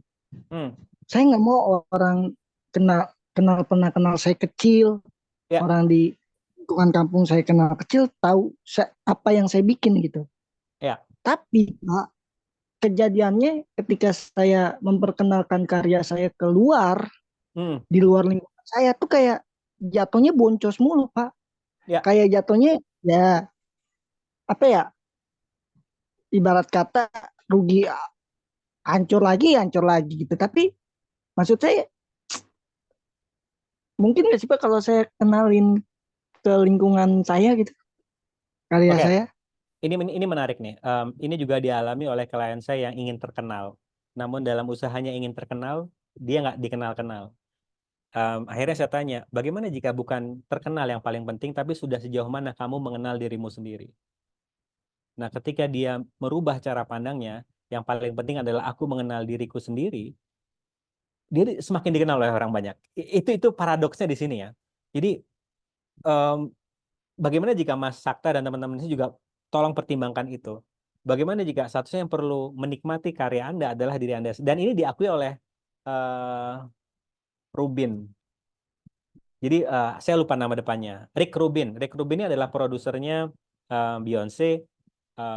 Kemudian saya lupa. Jadi beberapa artis Rick Rubin ini yang lagunya sukses sama lagunya flop di pasaran, itu ketika dia buat statistiknya ditemukan bahwa yang ngetop banget lagu itu terjadi ketika diproduseri sama dia dan artisnya itu lagi menikmati prosesnya. Dia nggak dia nggak buat lagu untuk konsumennya, tapi dia buat lagu ketika nyanyi dia happy dan itu ternyata disukai oleh orang banyak. Karena kalau dari sisi energi juga sama. Untuk apa ya? Energi itu adalah kita tidak mendapatkan apa yang kita inginkan, melainkan Hmm. kita mendapatkan apa yang kita pancarkan. Jadi semuanya berpusat dari kita dulu. Maaf ya, Ya, karyaku udah ada yang dengerin Pak. Enak hmm. aja. Udah Iya, ada, ya lumayan ada yang dengerin. Cuman iya, mau iya, iya. memperluas lagi, nggak salah kan Pak? Mau memperluas lagi gitu. Oke, memperluas energinya dari apa? Apakah merasa tidak cukup dengan aku tuh kan aku keren banget, nggak layak lah hanya cuman segini doang. Harusnya lebih lagi atau wah terima kasih ya udah ada yang dengerin. Oke, karya apa lagi yang bisa aku hasilkan? Dari state mana Anda menggunakan cara pandangnya? Yang pertama sih, yang Oh, makasih. oke, Saya oke, regret itu. ya, Dan oke. makanya saya nggak ngoyo-ngoyo amat Pak. Mm, Tapi saya tahu di hidup ini perlu ada peningkatan. Karena kalau kita nggak meningkat, ya peningkatan semuanya Pak ya. Finansial, ya, spiritual, ya ya, kan? Terus ya. karakter. Kalau saya di sini-sini saja dan tidak kemana-mana, ya saya tidak tahu dunia yang lebih luas. Ya, dari kesadaran ini apa yang ingin Anda pilih? Belum tahu Pak, saya udah Ya, nawarin ke label, saya udah dulu hampir hampir mau jadi Pak, mau berangkat ke Jogja, tiba-tiba gara-gara mungkin saya salah ngucap, jadi nggak jadi. ya, Dapat magang di suatu tempat, karena saya salah ngomong nggak jadi. Kayak gitu Pak. ya. Kalau tidak Makanya ada saya kejadian yang Anda alami, melainkan Anda jadi yang trauma menciptakan ini, gitu Pak. kira-kira apa yang mau Anda putuskan? Hmm. Jadi nggak ada satupun yang kita alami ya. Yang ada hanyalah Oh kita yang ya, menciptakan kondisi ini. ya apa ya, bersenang-senang kalau nggak ada yang dialami ya Pak. Iya. Jadi yang tadi Ya Anda seru. ya ditolak sama orang yang mau ngambil kerjaan pun karena Anda yang memilih. Karena Anda yang menciptakan. State apa Hmm. yang Anda pilih? Kenapa itu bisa terjadi?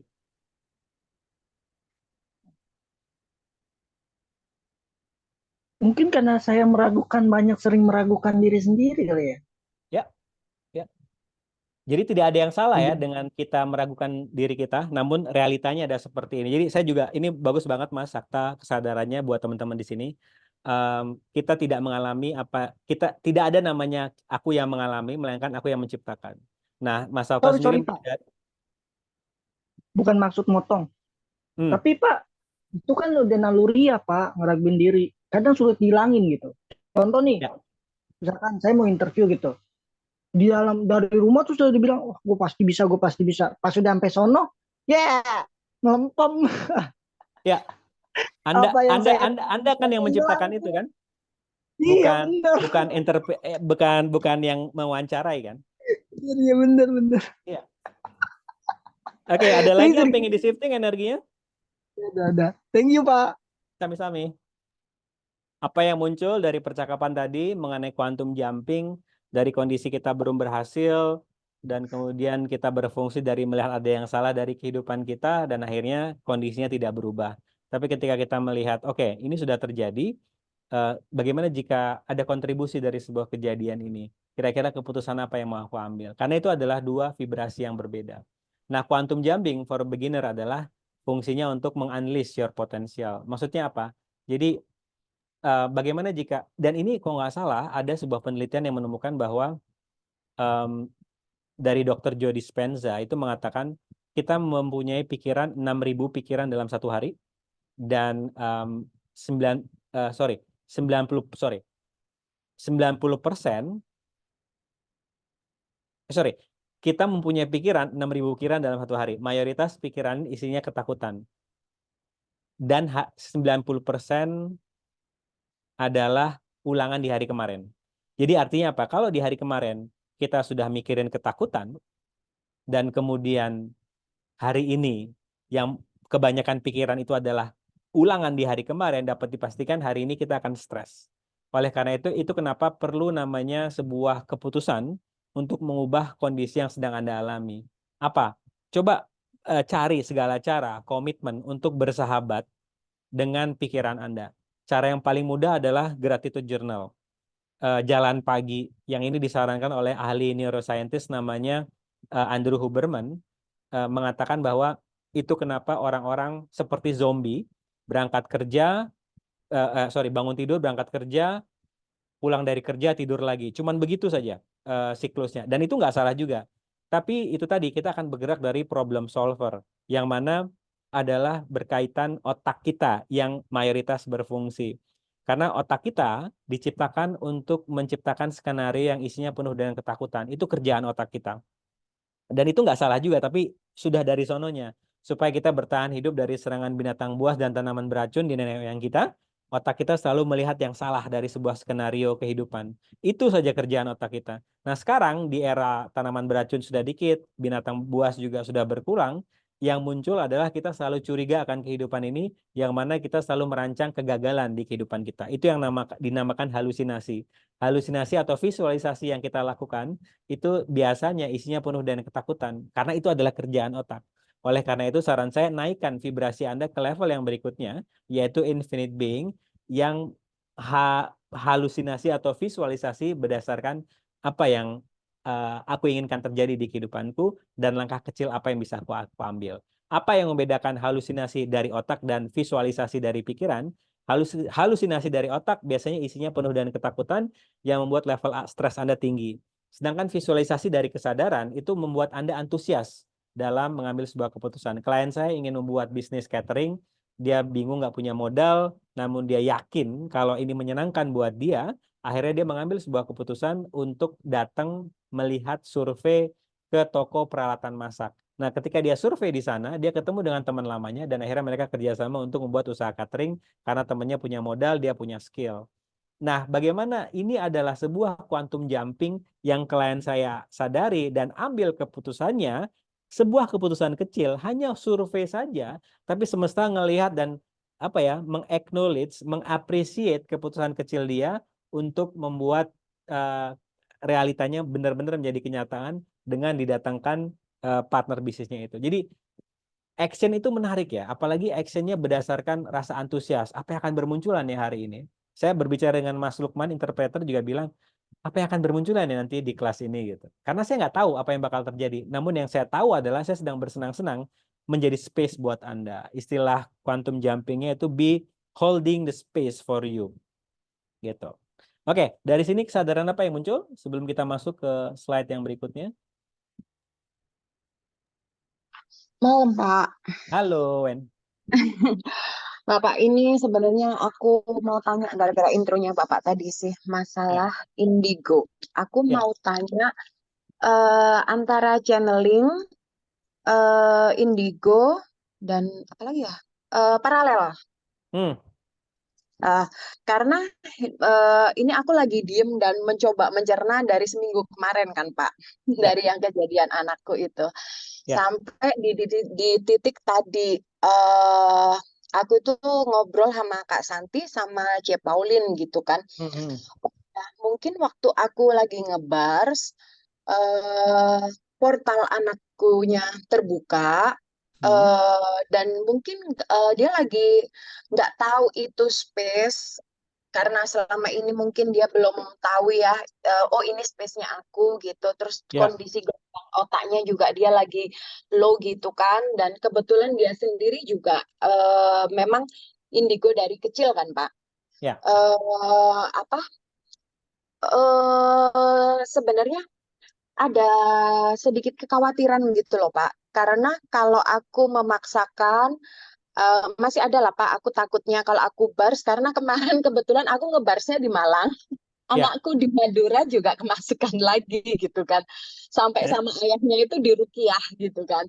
ya, Aku tuh sampai gini, aduh ini belajar kesadaran memang kita sampai yang gimana gitu loh. Aku tuh sampai yang otak aku tuh lagi mencoba mencerna gitu loh. Sampai aku baca di Alkitab, aduh ini aku itu orang kurang percaya atau bagaimana gitu kan. hmm, hmm. Karena di ayat itu yang waktu Yesus mengusir roh jahat dari anak kecil gitu loh. Sebenarnya kita bisa lakuin itu.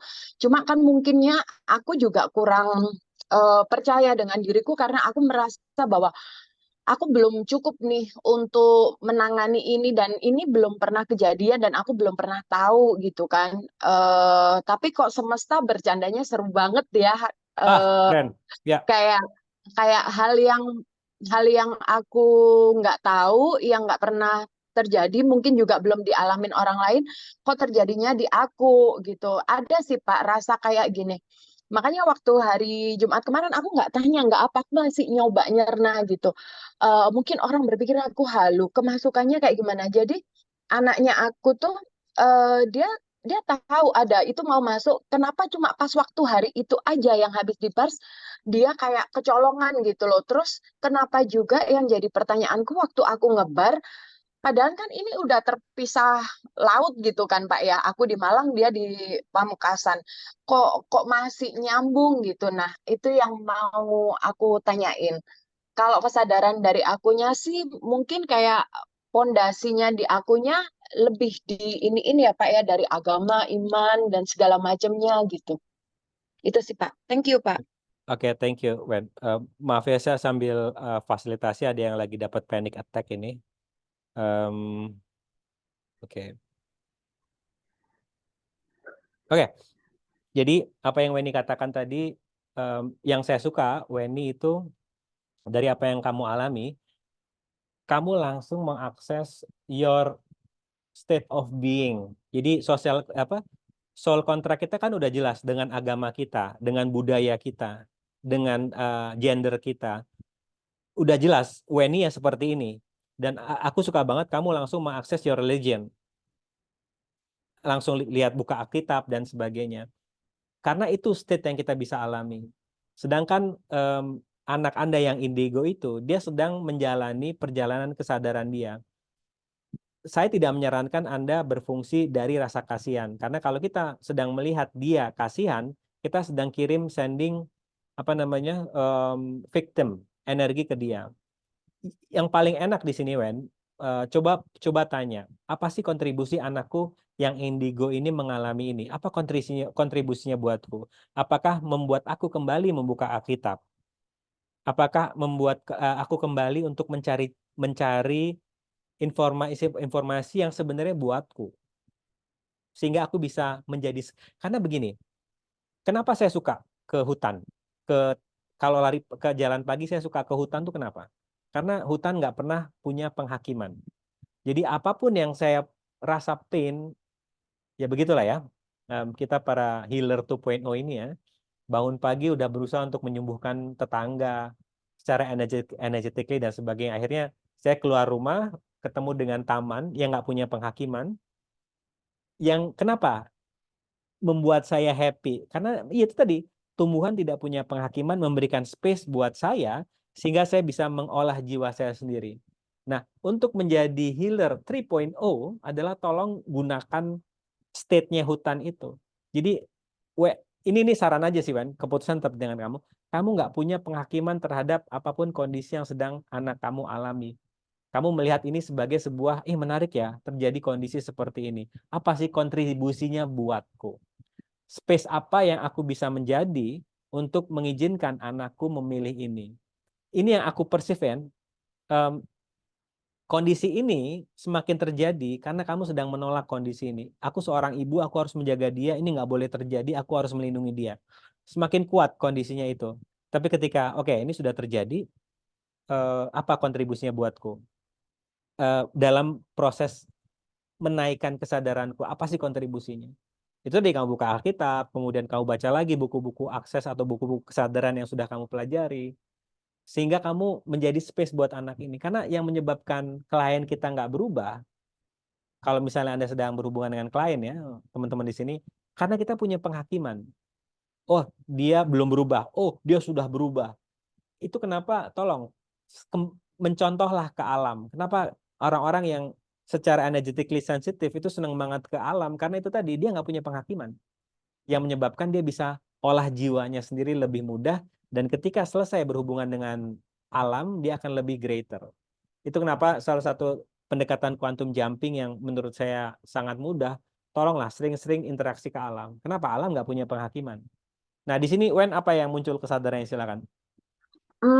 Semalam itu Mama telepon waktu Hmm. kita itu kan aku, Kak Santi, Bu Wiwin, Bu Rini itu kita lagi di tempatnya Bu Rini di Ya, suaminya kan kebetulan di rumah sakit tapi kita waktu itu aku sempetin Pak. Jadi aku ngajak orang-orang untuk ikut meditasi kelasnya Bapak baru kita ngebars waktu ya, itu. ya, ya. Nah, di tengah-tengah waktu ngebars itu mama aku telepon.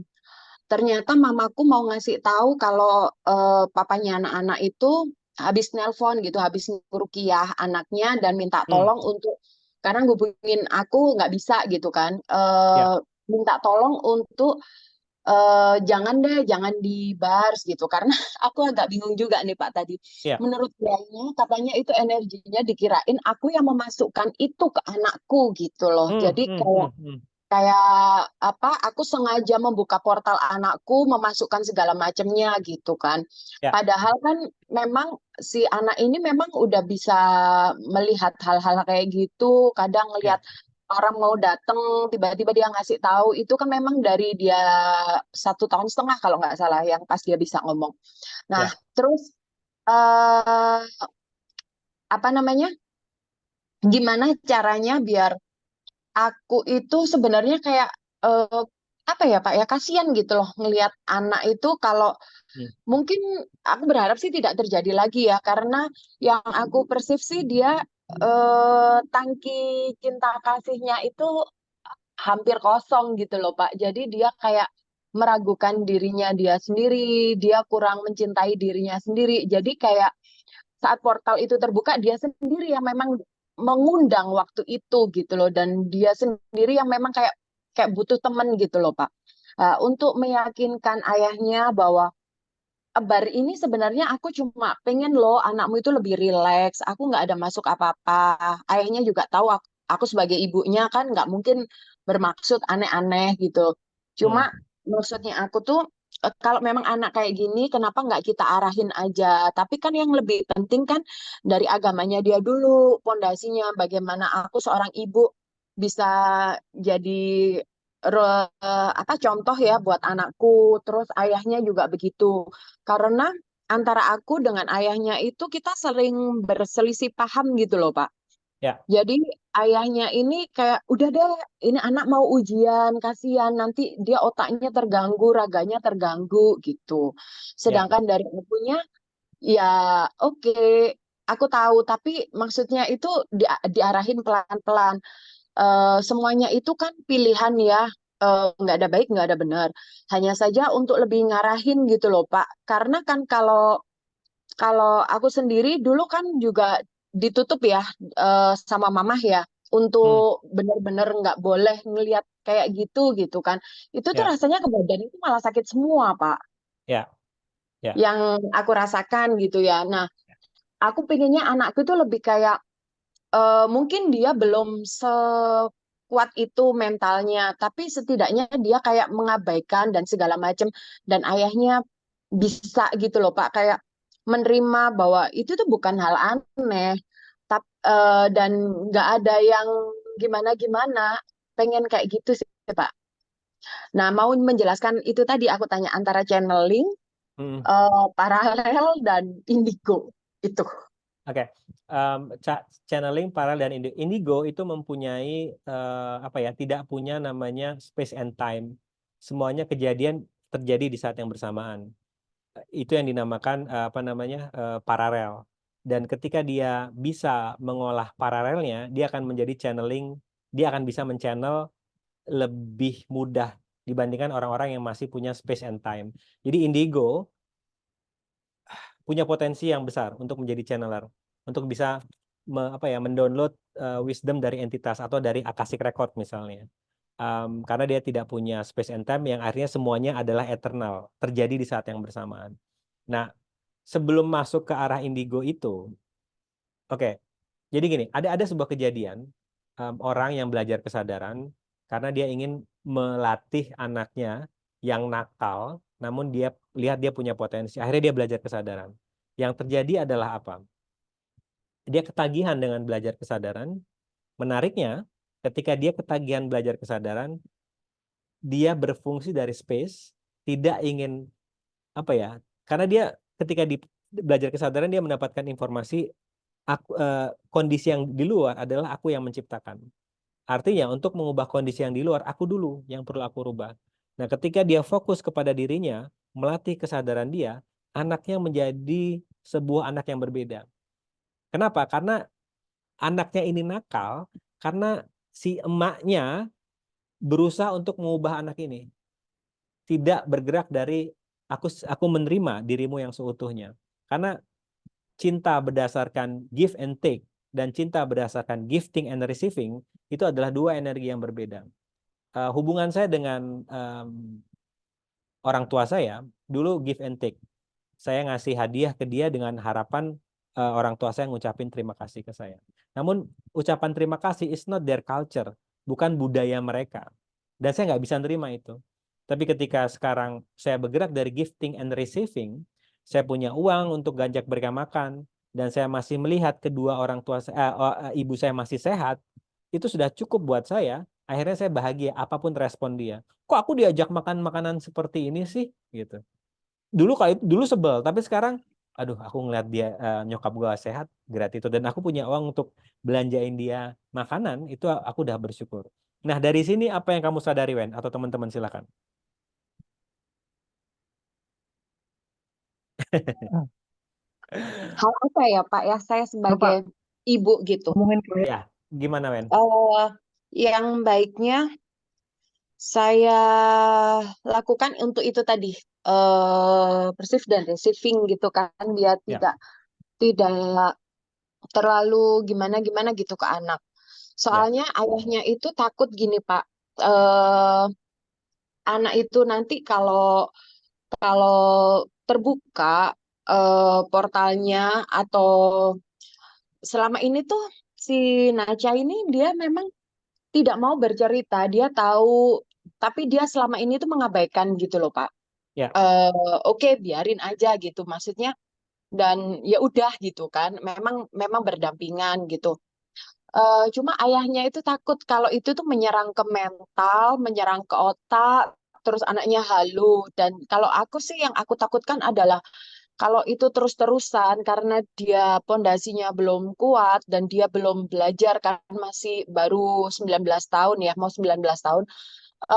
Itu tuh dia tidak mengenal dirinya sendiri tuh, Pak. Oke. Yang aku Ini, ingin itu dia lebih mengenal ke dirinya sendiri dulu untuk dia yes. bisa tahu itu. Ya, ini udah bagus karena kamu sedang menciptakan sebuah skenario berbentuk ketakutan yang belum tentu benar adanya toh. Nah, bagaimana jika kamu menyeimbangkan dengan oke, yang aku takutkan anakku seperti ini A B C D, ini yang aku takutkan. Terus apa yang aku inginkan apa sih? Juga lengkapi A B C D sehingga latihan ini akan membuat kamu karena begini Wen ya. Em, Sekali lagi, kita adalah infinite being. Kamu infinite being, anakmu infinite being. Masing-masing sedang dalam perjalanan kesadaran mereka. Saya, namun sekarang kamu lagi masuk ke sebuah definisi label yang bernama ibu. Aku harus menolong anakku karena itu adalah kewajiban seorang ibu. Oke, dipegangin dulu. Nah, bagaimana sekarang cara ibu 2.0 yang versi Weni adalah menciptakan dua skenario karena skenario yang aku perceive energetically ini terlalu kuat yang isinya penuh dengan ketakutan.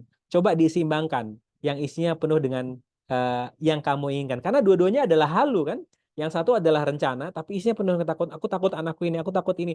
Oke, nggak apa-apa. Itu izinkan dulu hadir. Namun yang di saat yang bersamaan bikin list apa yang aku inginkan terjadi. Sehingga kamu menyimbangkan itu. Kebanyakan orang di luar sana suka lupa. Dipenuhi sisi ketakutannya, tapi rencana, keinginan yang dia inginkan tuh nggak dipenuhi. Nah, ini tolong apa namanya dilengkapi. Paling tidak latihan malam ini kalau bisa sih memang tolong hancurkan label mengenai ibu dan anak. Karena ibu dan anak bergerak dari kasih sayang, bukan bergerak dari kesadaran. That's okay. Tapi kalau masih pegang itu, mainkan pelatihan tadi. Yang aku takutkan dan yang aku inginkan. Yang kedua ini, Wen. Ketika kamu ngomong nama anakmu Naca, aku agak berat di dada sebelah kiri. Panggilannya, Pak, nama lengkapnya siapa sih? Naca Aurelia Kayana. Oke, ada. Oke, oke, oke. Kapan nama Naca ini diomongkan? Dan sebelumnya yang dia dipanggil dengan nama apa?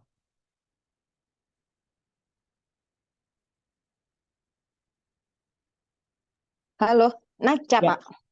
dari kecil udah Naca. Naca. Oke, ini nggak tahu ya.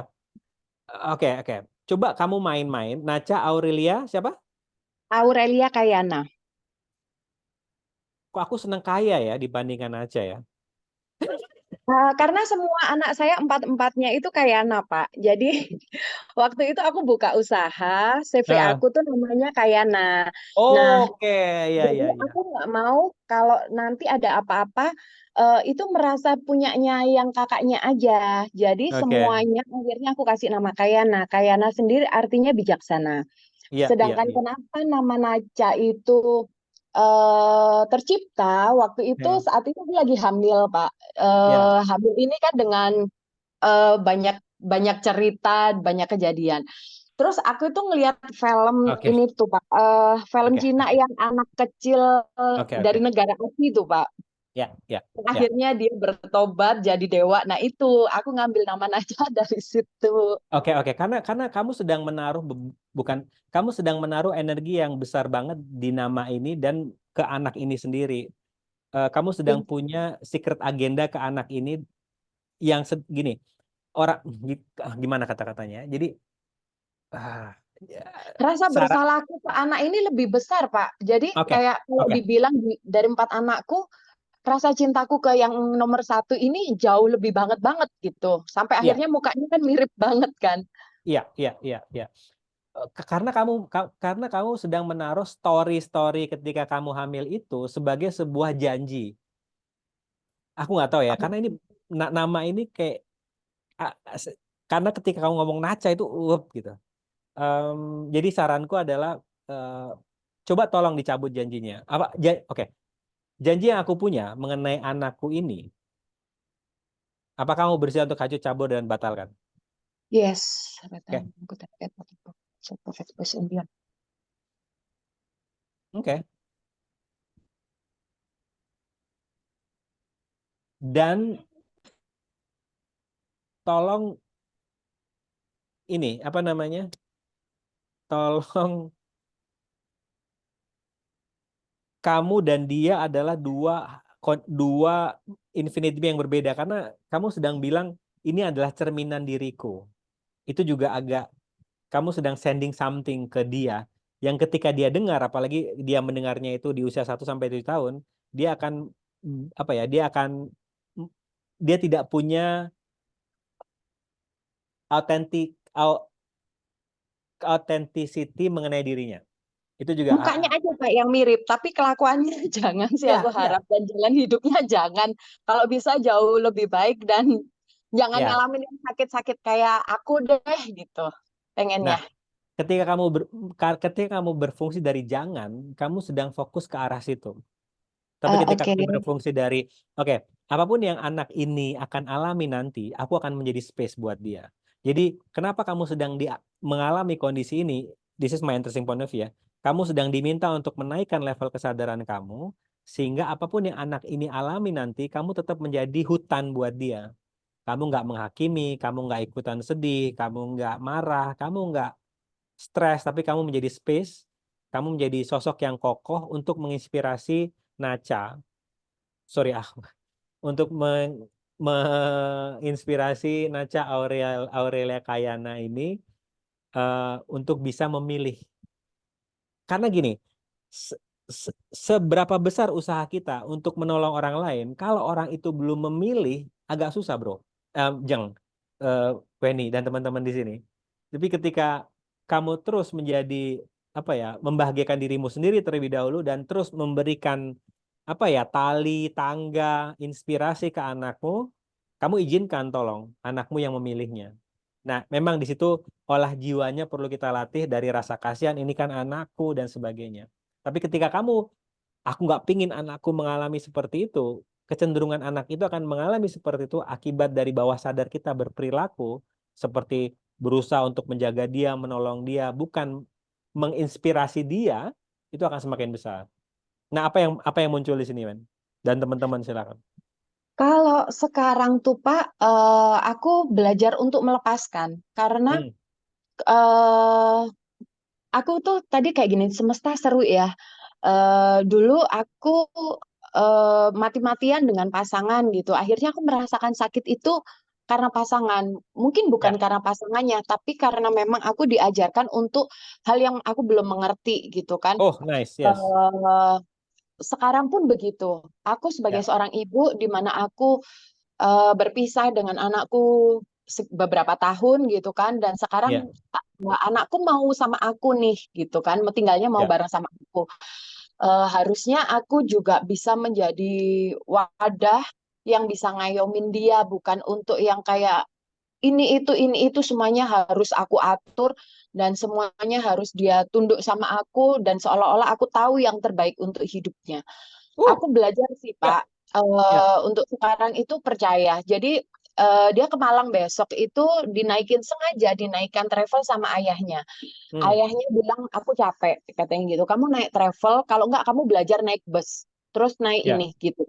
Aduh, secara ibu ini juga masih itu anak nggak pernah, bukan yang tipikal anak anak biasa main gitu kan Pak.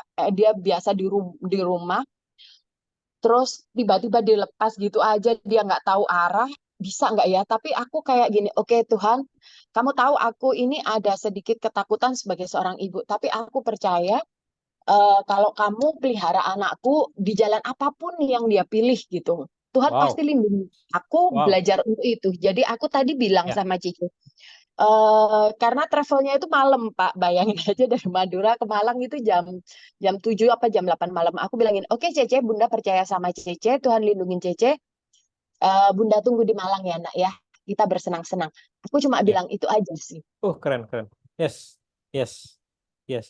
Nah, ini ya, teman-teman, ini yang membedakan dengan orang-orang lain di sana saat kita bergerak dari kesadaran, kita seperti pohon yang teduh. Apa yang dilakukan Weni tadi kan gimana nggak seteduh-teduhnya gitu untuk beruntung banget kan punya ibu seperti itu.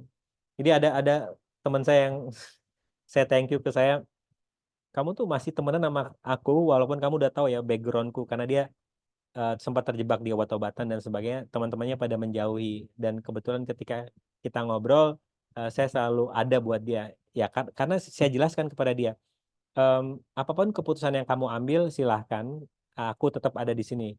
Kalau ada apa-apa, yuk kita TikTok. Lihat apa yang bakal terjadi. Nah, menariknya hanya saya menjadi space buat dia, saya tidak menggurui siapa dia, saya tidak merasa sok lebih tahu dibandingkan dia, tapi oke, kamu mau terus-terusan seperti ini, apakah akan mengubah kehidupanmu atau kamu akan semakin stres ke depannya? Ya, semakin stres. Oke, mau seperti ini atau mau mengambil keputusan yang berbeda? Saya selalu berfungsi dari pertanyaan, tanya, karena ego saya tuh pengen ngasih tahu gitu, tapi weh, siapa saya? Emang gue tahu apa yang terbaik buat dia, bukan urusan gue juga gitu kan. Yang paling penting adalah saya menjadi space buat saya sendiri terlebih dahulu, yang nantinya akan berefek kepada orang-orang di sekitar saya. Jadi itu kenapa kebahagiaan kita perlu kita dahulukan, proses kesadaran kita perlu kita dahulukan, karena itu penting buat diri kita dan lingkungan. Jadi kedengarannya kan agak egois ya. Kenapa saya selalu minta Anda untuk mendahulukan bahagia Anda, tapi semakin level kesadaran Anda tinggi, semakin luas space-nya untuk orang-orang itu berteduh dan berlindung kepada Anda. Walaupun kita bukan ingin menolong mereka. Oke, apa kesadaran yang muncul? Silakan. Thank you ya Pak. Pak. Bapak Ya, yang ngomong, sama-sama. aku yang nangis. Itu body Thank kamu you, lagi thank saya you. thank you. Body kamu lagi saya thank you. Thank you, Pak. Sami-sami, Man. Bapak, Oke, apa yang muncul? Silakan. enggak itu buat anak ibu ini, maaf nih bukan so tahu ya. Coba aja buka cakra coba. Sampai tahu. Oh, cakra ya. Cakra seru tuh. Ya Seru tuh coba cakra. tahu. Kan kita nggak tahu. Ya, Kenapa ya. juga usaha kan. Jadi tahu Oke, dibuka thank you ya cakranya. Mas Sata. Jadi lebih ini. Tadi Iya iya saya saya takut ini ini. ya ada So bahas tahu saya. cakra. Mungkin aku akan tanya ke Bapak kali ya. Atau mungkin belum saatnya. Aku merasa sih belum ya, Pak. Nggak tahu udah. Makanya saya Belum cuma sih, ngasih belum. saran doang. Belum sih. Heeh, Belum. next kali ya. Siap, siap. Thank you ya. Siap. Ih, seru. Thank you, thank Sama you. Ada lagi yang muncul? Pak ngomongin Ya. klinik nih Pak. Seru Hmm. nih klinik nih Pak. Ya. Ya, ya kan saya nonton Insidious ya Pak. Nonton apa? Insidious yang Insidious. Ya, Insidious ya. Yang terakhir tuh menarik Pak, karena kan paranormalnya kan nggak ada ya, dia meninggal ya. Hmm. Yang Dan suami dia istri. nggak turun tangan loh. Ya yang gitu suami istri kan dia meninggal, Ya, dibunuh sama hantu juga kan. Terus ya, dia nggak turun tangan. Pas di Insidious terakhir kan tinggal dia sama keluarganya Lambert, kalau nggak salah keluarganya Lambert sama ayahnya Brian kalau nggak salah. Patrick kan diganggu lagi anaknya. ya, Terus paranormal itu nggak turun tangan, nggak muncul sampai episode terakhir.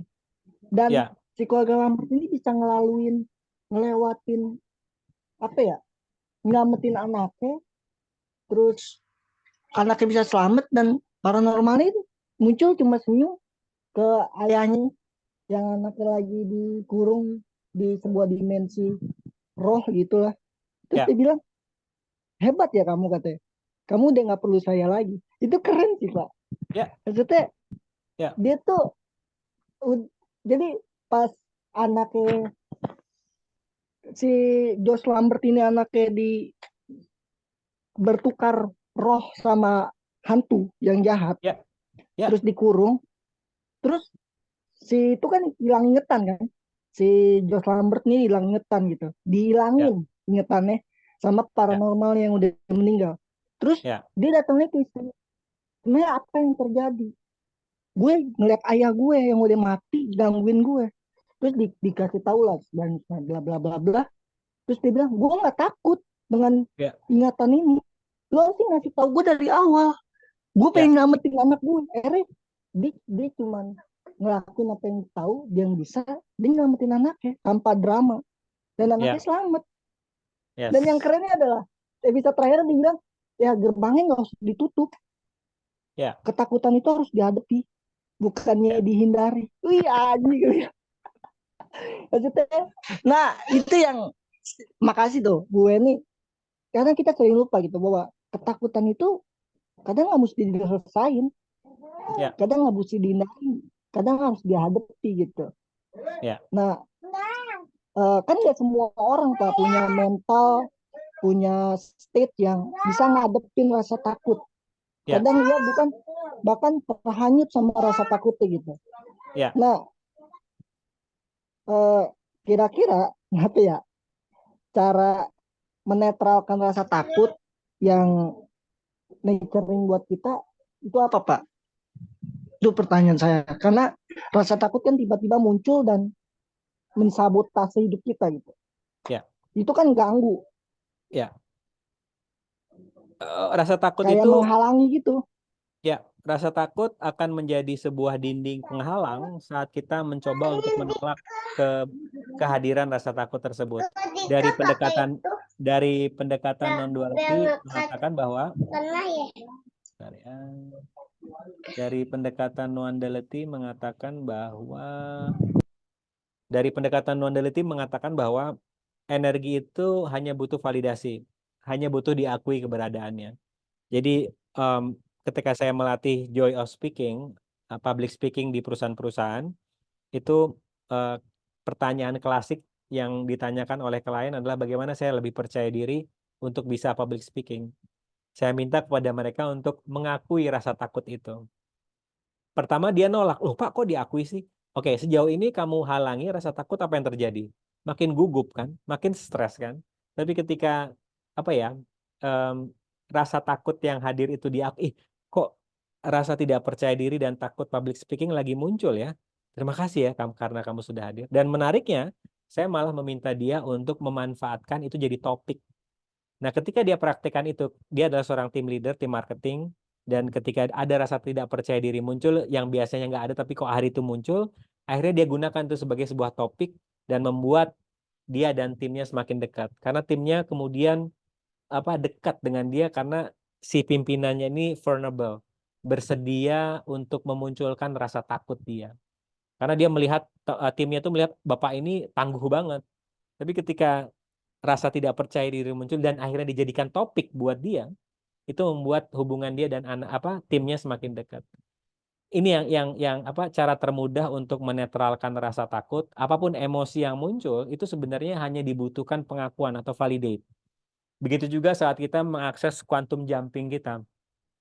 Saran saya jangan lompat dulu sebelum Anda mengakui rasa tidak pede Anda, rasa tidak percaya diri Anda. Itu kenapa di meditasi kemarin di Spotify nanti Anda bisa cek, atau nanti saya kasih linknya di grup.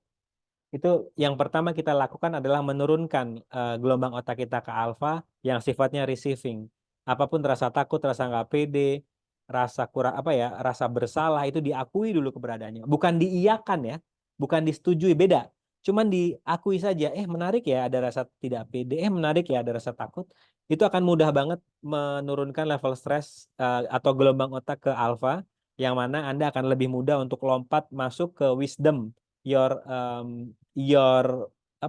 your entity in another in parallel universe. Jadi itu tadi itu bagaimana cara menetralkan rasa KPD, rasa takut adalah hanya dengan diakui saja dulu keberadaannya. Kenapa saya selalu mengarahkan posisi bagian kiri? Karena biasanya ketika muncul rasa takut, rasa nggak pede, dan rasa kurang akan potensi diri saya, biasanya di area bagian kiri dalam tubuh saya. Itu indikator kalau negatif energi sedang hadir. Nah, apa yang muncul di sini? Silakan. Pak, bahas dikit Pak tentang channeler Pak. Saya mau tahu. Tadi Ya. menarik tuh ketika Bapak nyebut kata channeler tuh kayak ada apa ya? Kayak ada bohlam di kepala saya gitu. Saya pengen tahu gitu. Ya. Apa spesifik yang ingin Anda tahu? Apa ya? Ya tentang seputaran itu, state itu apa gitu. Mungkin saya masih awam. Ya. Soalnya saya tertarik nih Pak secara energi nih Pak, kayaknya Pak. Soalnya kayak pas Bapak bahas itu tuh kayak kok kayak seru gitu, kayak pengen tahu gitu. Ya.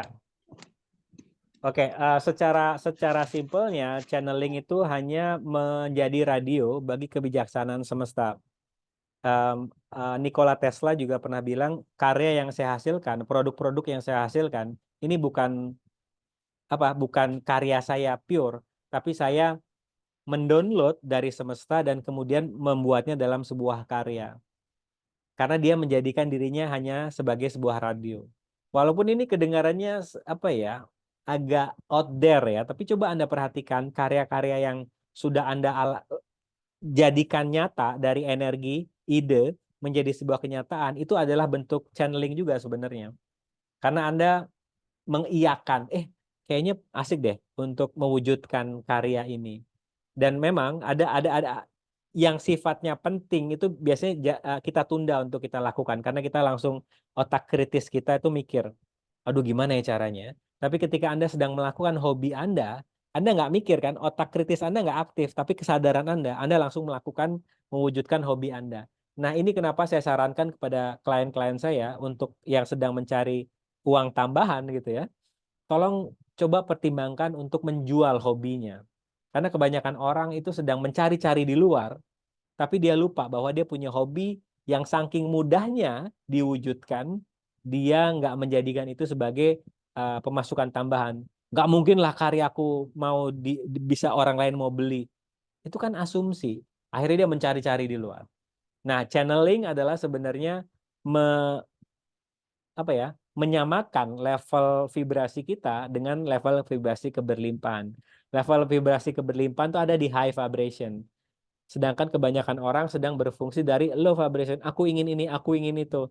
Terlalu jauh jaraknya. Tapi ketika dia berfungsi dari bangun tidur, udah berfungsi dari rasa gratitude. Apapun kondisi yang dia alami, dia menginginkan kondisi itu nggak pernah ditolak, dia nggak lagi melihat dirinya salah dan kurang, biasanya dia akan lebih mudah untuk mengakses wisdom di high vibration itu yang kita juga namakan istilahnya channeling. Ya, itu. Apa yang muncul? Silakan. Wisdom. Wisdom tuh kan. Adikmu udah pinter tuh bilang wisdom. Apa? Ntar aja, Pak. Kenapa? Ada bocah. Ntar aja ada bocah. Biarin dia mau main kesadaran, Pak. Ya. Tertarik kayaknya. Ayo gini, Pak. Pertanyaannya, Pak. Ya. Tentang kekuatan nih, Pak. Hmm. Orang kan bisa menyembuhkan. Misalkan kebetulan dia bisa nyembuhin 6 orang, 7 orang. Kebetulan gitu. Dia ngerasa bahwa oh dia punya kekuatan gitu. Ya. Ketika dia udah mulai kekuatannya tuh kayak hilang gitu, Pak. Nggak kepake lagi. Iya. Ulangi.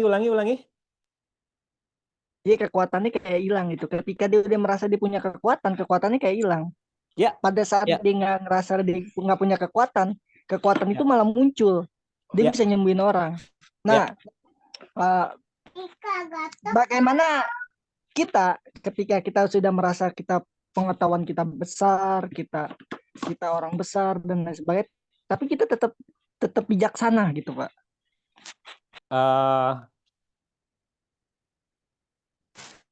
Jadi kenapa biar gue nggak ngantuk. Jadi kenapa Rambutnya merah.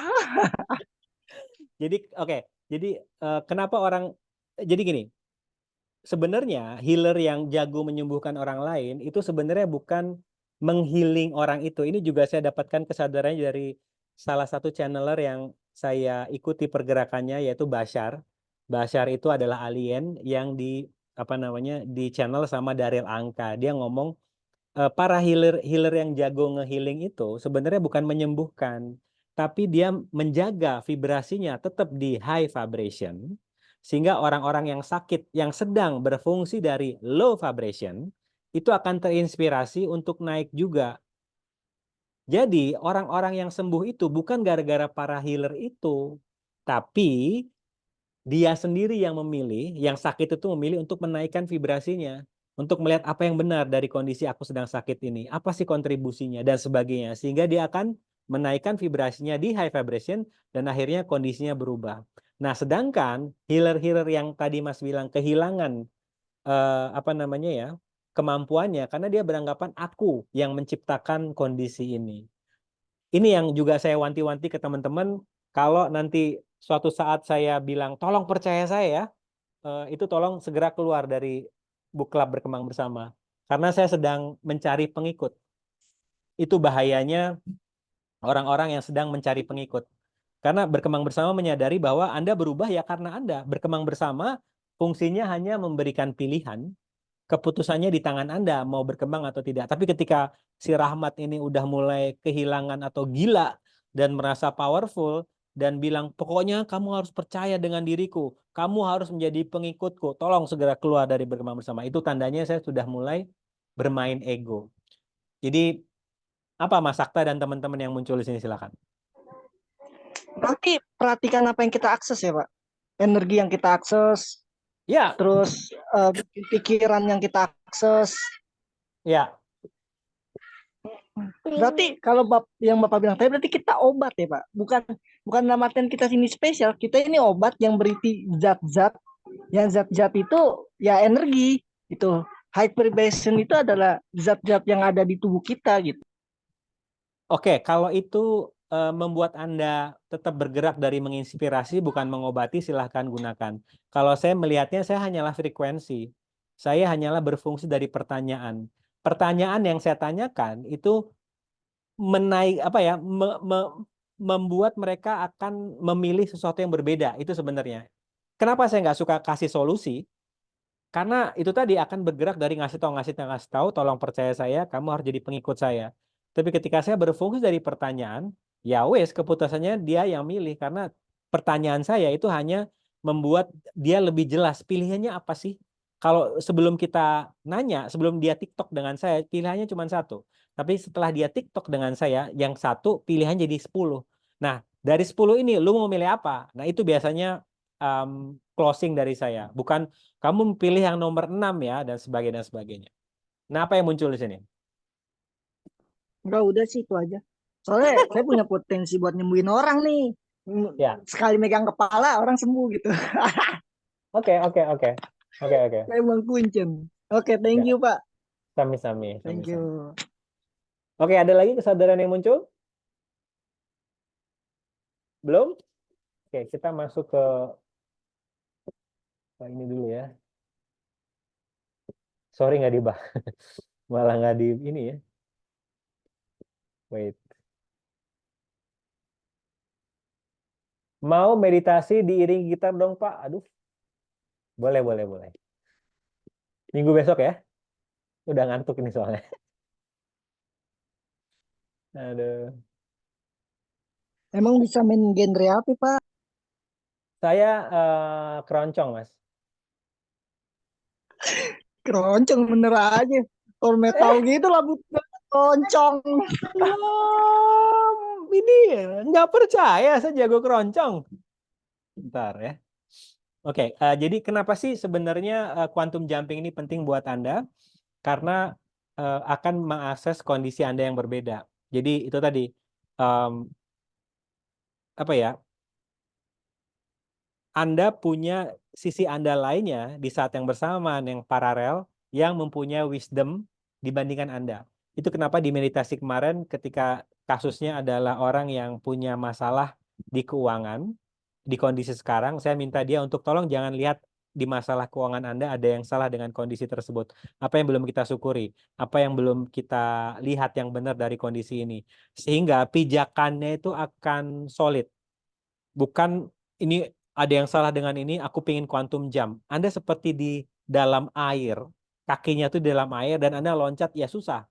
Anda nggak akan jauh loncatnya. Nah, ketika kita sudah bersyukur, menginginkan apa kondisi yang sedang kita alami, kita akan lebih mudah untuk mengakses kondisi kita yang berbeda, dan kita akan ketemu dengan kembaran kita yang sudah bisa menyelesaikan kondisi tersebut, kita peluk, dan kemudian langsung Anda gigit langsung Anda taruh ujung lidah Anda ke dinding atas dinding mulut Anda untuk Anda bisa menjadi satu wisdom yang Anda dapatkan dari kembaran Anda yang wisdomnya lebih dibandingkan Anda.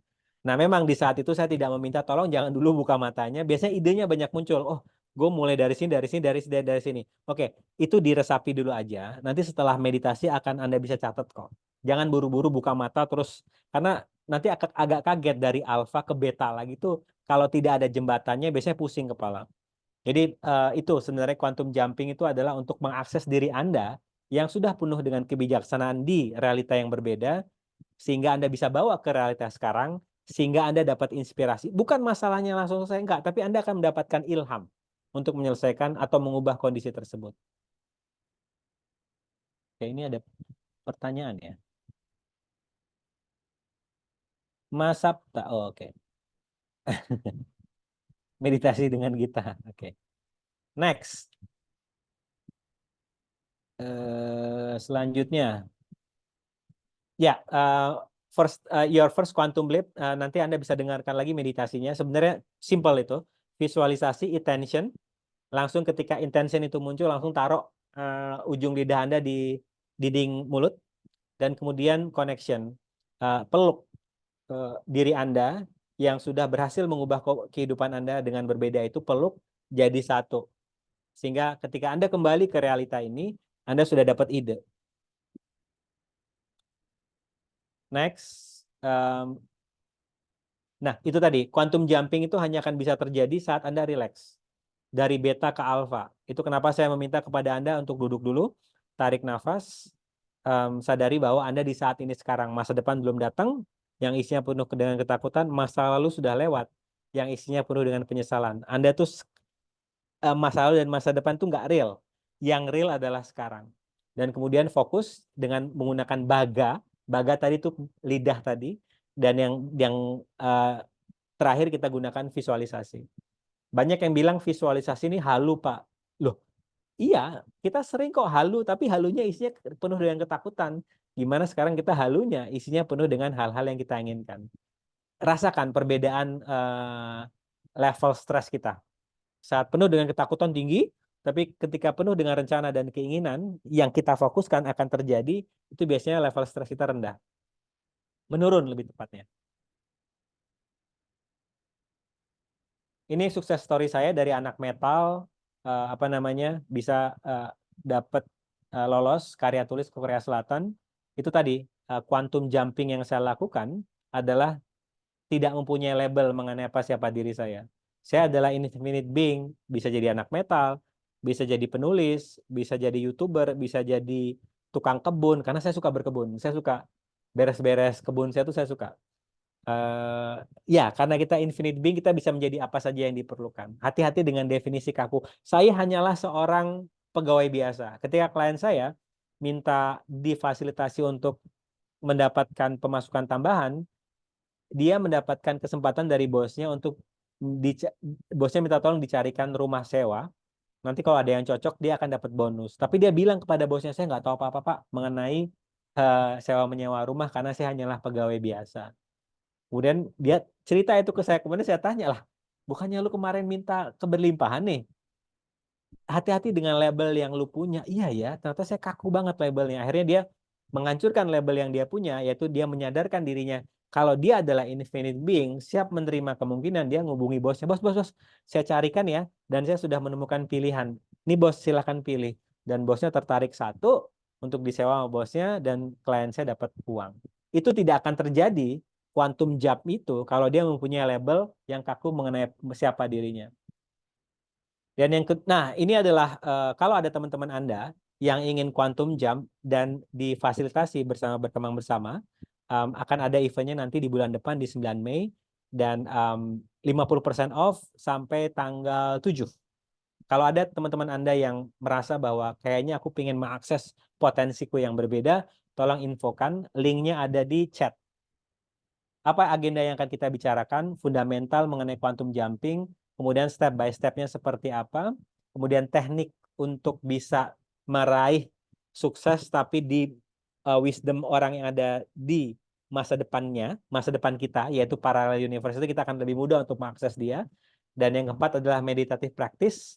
Dan yang kelima, ini yang sering ditunggu-tunggu oleh teman-teman yang sudah ngambil quantum jump, adalah live Q&A. Bagaimana saya bisa menjadi versi terbaik diri saya yang saya inginkan. Karena kebanyakan orang itu lupa bahwa untuk mendapatkan yang kita inginkan, kita perlu menjadi energi itu terlebih dahulu. Karena uang, keberlimpahan, sukses itu ada di high vibration. Sedangkan orang-orang di luar sana itu lagi bergerak dari rasa kurang, rasa takut, rasa ragu akan potensi diri, dan dia di low vibration. Ya agak susah, jaraknya terlalu jauh. Kita perlu melakukan apa saja yang akan kita lakukan di 5 step ini, yang intinya sebenarnya menaikkan vibrasi kita. Apa Bapak, sebenarnya? Ya, silakan. mau tanya boleh? Ya, Untuk yang kelas itu, untuk mengetahui potensi, kalau boleh, itu yang kayak gimana Pak contohnya? Terus apakah kayak nantinya gitu lebih spesifik atau bagaimana? Karena kan ya, kebetulan banyak nih ya kan orang yang dia tidak menyadari dia punya potensi itu hmm, atau atau orang lain yang melihat. Nah, kayak gitu Pak. ya. Thank you, thank you. Oke, biasanya yang hadir nanti di kelas saya itu rata-rata tidak jauh-jauh dari potensi yang saya punya. Biasanya. Jadi nanti yang ikutan Quantum Jam tuh rata-rata kalau nggak channeler adalah manipulator energi, orang-orang yang bisa mengubah energi. Itu yang biasanya nanti hadir di kelas saya nanti. Karena saya hadir di sini, buka kelas ini sebenarnya yang memanggil adalah orang-orang itu. Saya tidak tahu siapa orangnya, tapi rata-rata yang hadir nanti punya potensi yang sama dengan saya. Jadi fungsi saya seperti saya sedang bercermin dengan mereka. Saya sedang bicara dengan diri saya sendiri. Jadi paling spesifiknya seperti apa, rata-rata adalah orang-orang yang punya potensi besar di energi. Um, Kayaknya ada potensi juga di channeling yang nanti akan saya bantu di situ. Quantum jamnya tidak jauh-jauh di area situ sebenarnya. Apa yang muncul, N? Wen, sorry.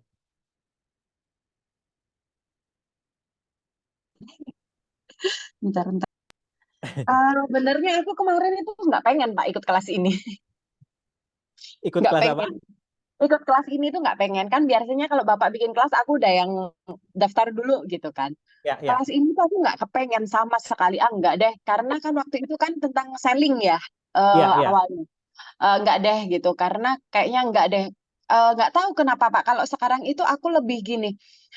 Aku mau mengumpulkan banyak kebahagiaan gitu loh. Hatiku itu toples-toplesnya itu tak isi dengan kebahagiaan, kenangan indah gitu daripada dengan kerumitan-kerumitan drama itu kayaknya udah berlalu gitu loh. Terus duniawi kok ini tadi aku penasaran makanya apakah ini juga masih ada kaitannya kayak oh kamu punya potensi untuk bisa jadi misalnya nih kayak jadi apa ya pedagang atau jadi apa gitu. Aku kirain seperti itu. Oke, Tapi aku penasaran. oke, oke. Ini bagus ya. Namun yang perlu kita saya kasih warningnya di sini adalah tolong apapun kelas yang Anda mau ambil, Wah ini dan teman-teman, tolong berfungsi dari potensi apa lagi yang muncul dalam diriku, bukan dari sisi kelas ini akan menyelamatkanku. Karena itu tadi ini nggak sesuai apa? Karena berkembang bersama itu base energinya adalah membuat Anda semakin tertarik kepada diri Anda sendiri. Jadi misalnya Anda terpanggil pun untuk ikut kelas ini, tolong dari apa ya? Tolong dari cara pandang potensi apa yang sudah aku punya yang akan tergali ketika ikut kelas ini. Bukan kelas ini akan menyelamatkanku dan membuat aku bahagia. Nanti Anda akan malah membuat kelas ini semakin menutup potensi Anda dan itu tidak kami inginkan dari berkembang bersama. Jadi dan ini yang terakhir ini adalah 4 pertanyaan umum yang biasa ditanyakan mengenai quantum jam. Jadi untuk teman-teman Anda bisa apa namanya baca pertanyaan-pertanyaan ini. Oke, apa yang muncul kira-kira sebelum saya Pop up close? di aku gini, Pak. Ya, eh nggak tahu nih kenapa. Kalau aku ikut kelas ini seru-seruan aja gitu kan. Mungkin ada hal yang aku belum tahu karena kan aku tuh oh, lagi kayak haus-hausnya ilmu gitu kan memang. oke, oke, oke, Eh, Mungkin bisa nanti digabungin, disambungin ke human design mungkin Pak. oke. Spesifiknya di area apa di human design-nya? Lebih kemana? Potensi juga. Oh, oke, oke, oke. Sip, sip, Potensi sip, sip, dan sip, misi sip. hidup kayak gitu Pak. Itu Oke, aja sih. sebenarnya ya, oke ini penutup dari saya sebenarnya kalau Anda memahami energi itu seperti apa, itu akan lebih mudah Anda mengarahkan potensi karena potensi itu sebenarnya bukan satu. Potensi kita tuh banyak karena kita adalah infinite being. Sedangkan orang di reality cuma fokus ke satu potensi. Nah, bagaimana kita tahu memanfaatkan potensi dari arah energi? Seperti, oh, kayaknya arah uang itu bukan dari fasilitator. Arah uang itu dari aku berkarya menulis misalnya. Ini hanya akan bisa terjadi setelah Anda memahami alur energi uang itu dari mana. Karena Anda connected with the universe. Oh, arah energi uang bukan dari sini nih. dari arah sini. Oh, dari arah itu. Nah, potensi Anda itu akan terbuka dengan sendirinya ketika Anda nggak punya definisi kaku mengenai siapa diri Anda, mengenai potensi apa yang Anda punya. Karena potensi yang kita suka bilang ke diri kita itu sebagian kecil kok dari apa yang sudah semesta siapkan buat kita. Kita selalu melihat cuman ini. Enggak. Yang bilang kita cuman ini adalah definisi kaku. Saya adalah ibu rumah tangga, saya adalah pengusaha. Siapa bilang Anda pengusaha? Anda kan adalah infinite being. Anda bisa menjadi apa lagi yang lebih dari pengusaha yang belum kita maksimalkan potensinya. Nah, apa yang muncul di Pak, sini? udah Pak. Satu ya Pak, cara action tanpa drama Pak. Ambil keputusan. Cara action, ya kadang ngambil keputusan juga banyak dramanya Pak. Ya, karena Banyak Anda sedang, keraguan, banyak kebingungan. ya, drama yang muncul itu akibat Anda punya ekspektasi khusus mengenai keputusan yang Anda ambil. Bagaimana jika Anda mengambil keputusan karena Anda mengambil keputusan tidak ada ekspektasi di sana? Apa yang muncul? Bapak, karena Ya, Bapak ngomong kayak gitu ya, ya, ngomong potensi itu tadi, potensi kan banyak ya. ya. Ternyata tiba-tiba kayak gini, walah, jadi dengan aku tenang, karena Bapak tadi ngomong duit, aku menghasilkan uang, menciptakan uang, itu jauh lebih mudah. Itu potensi juga, Pak. Ya, dan semua orang sebenarnya belajar energi ingin mengakses kondisi atau state seperti itu. Namun kita yang sudah punya potensi seperti itu merasa, emang siapa sih saya diberikan kemampuan seperti ini? Aku harus menurunkan atau menghilangkan potensi ini sehingga aku bisa bersakit-sakit dahulu, bersenang-senang kemudian seperti layaknya orang kebanyakan. Kenapa kita suka menutup potensi kita? Ya karena kita ingin diterima di masyarakat banyak. Kita takut dibilang piara jin dan sebagainya. Enggak loh, kita berkarya kok. Namun berkaryanya sangat mudah. Terus orang ngelihatnya kita nggak kerja gitu. Padahal kita kirim makalah, padahal kita affiliate apa gitu. Kita kan nggak tahu. Jadi ya, aku suka dengan kata-kata dengan tenang itu keberlimpahan bermunculan. Karena Anda akan mengambil sebuah action bukan dari ketakutan, tapi mengambil action karena itu menyenangkan buat Anda, dikenal dengan istilah inspire action. Apa Thank yang you, muncul? Pak. Enggak, tadi aku cuma gini, kadang itu aku pagi-pagi gitu ya, aduh, aku nih harus ini nih bayar ini gitu kan, udah panik Ya, dulu. Terus aku meditasi dulu nih, meditasi, sending energi. Habis itu body kamu maunya apa nih buat bersenang-senang? Baca buku. keren. Ya udah baca buku gitu kan. Terus Ya, nanti kalau udah tiba-tiba mood, oke, kamu sekarang kerja. Udah, jadi kerjanya nice. itu kadang cuma 30 menit, kadang cuma Ya, 5 menit. Kayak ya, gitu aja. ya, Tapi hasilnya malah lebih enak. Tapi kalau ya, kita kemarin sempet Pak aku gini, body maunya apa? Baca buku. Tapi bentar lah, ini kan iseng-iseng gitu kan. ya, Beneran ya, oh emang aku harus belajar mendengarkan semuanya. Oke, oke, thank you, Pak. ya. Nanti akan kita bahas juga, nggak tahu nih muncul di saya, itu mengenai feminim and masculine energi. Jadi sebelum kita doing, itu be terlebih dahulu. Kebanyakan orang ingin mengubah kehidupannya langsung doing, tapi dari rasa takut, kompetisi, dan sebagainya. Doingnya sikut sana, sikut sini. Ya nggak apa-apa juga, tapi biasanya banyak konflik. Nah sekarang, saran saya, coba akses your feminine. Ini nggak ada hubungannya dengan gender ya. Laki dan perempuan punya dua energi, itu feminim and maskulin. Yuk kita manfaatkan itu. Bergerak dari feminim dulu, and then you doing. Jangan maskulin dulu doing, and then you will attract more confrontation. Itu nggak saya sarankan. Oke, terima kasih sekali lagi atas kehadirannya malam ini. Terima kasih karena sudah mendengarkan saya gitar-gitaran, dan sadari bahwa Anda punya potensi yang besar. Tolong jangan percaya saya, hanya selalu percaya kesadaran Anda, dan tolong cintai diri Anda. Karena dari pengalaman saya, saat Anda mencintai dan semakin dekat dengan diri Anda, energi itu akan lebih mudah untuk Anda manipulasi. Because you function from love, bukan function from hating ya, benci diri Anda sendiri. Terima kasih, sampai ketemu lagi, and keep having fun. Bye-bye.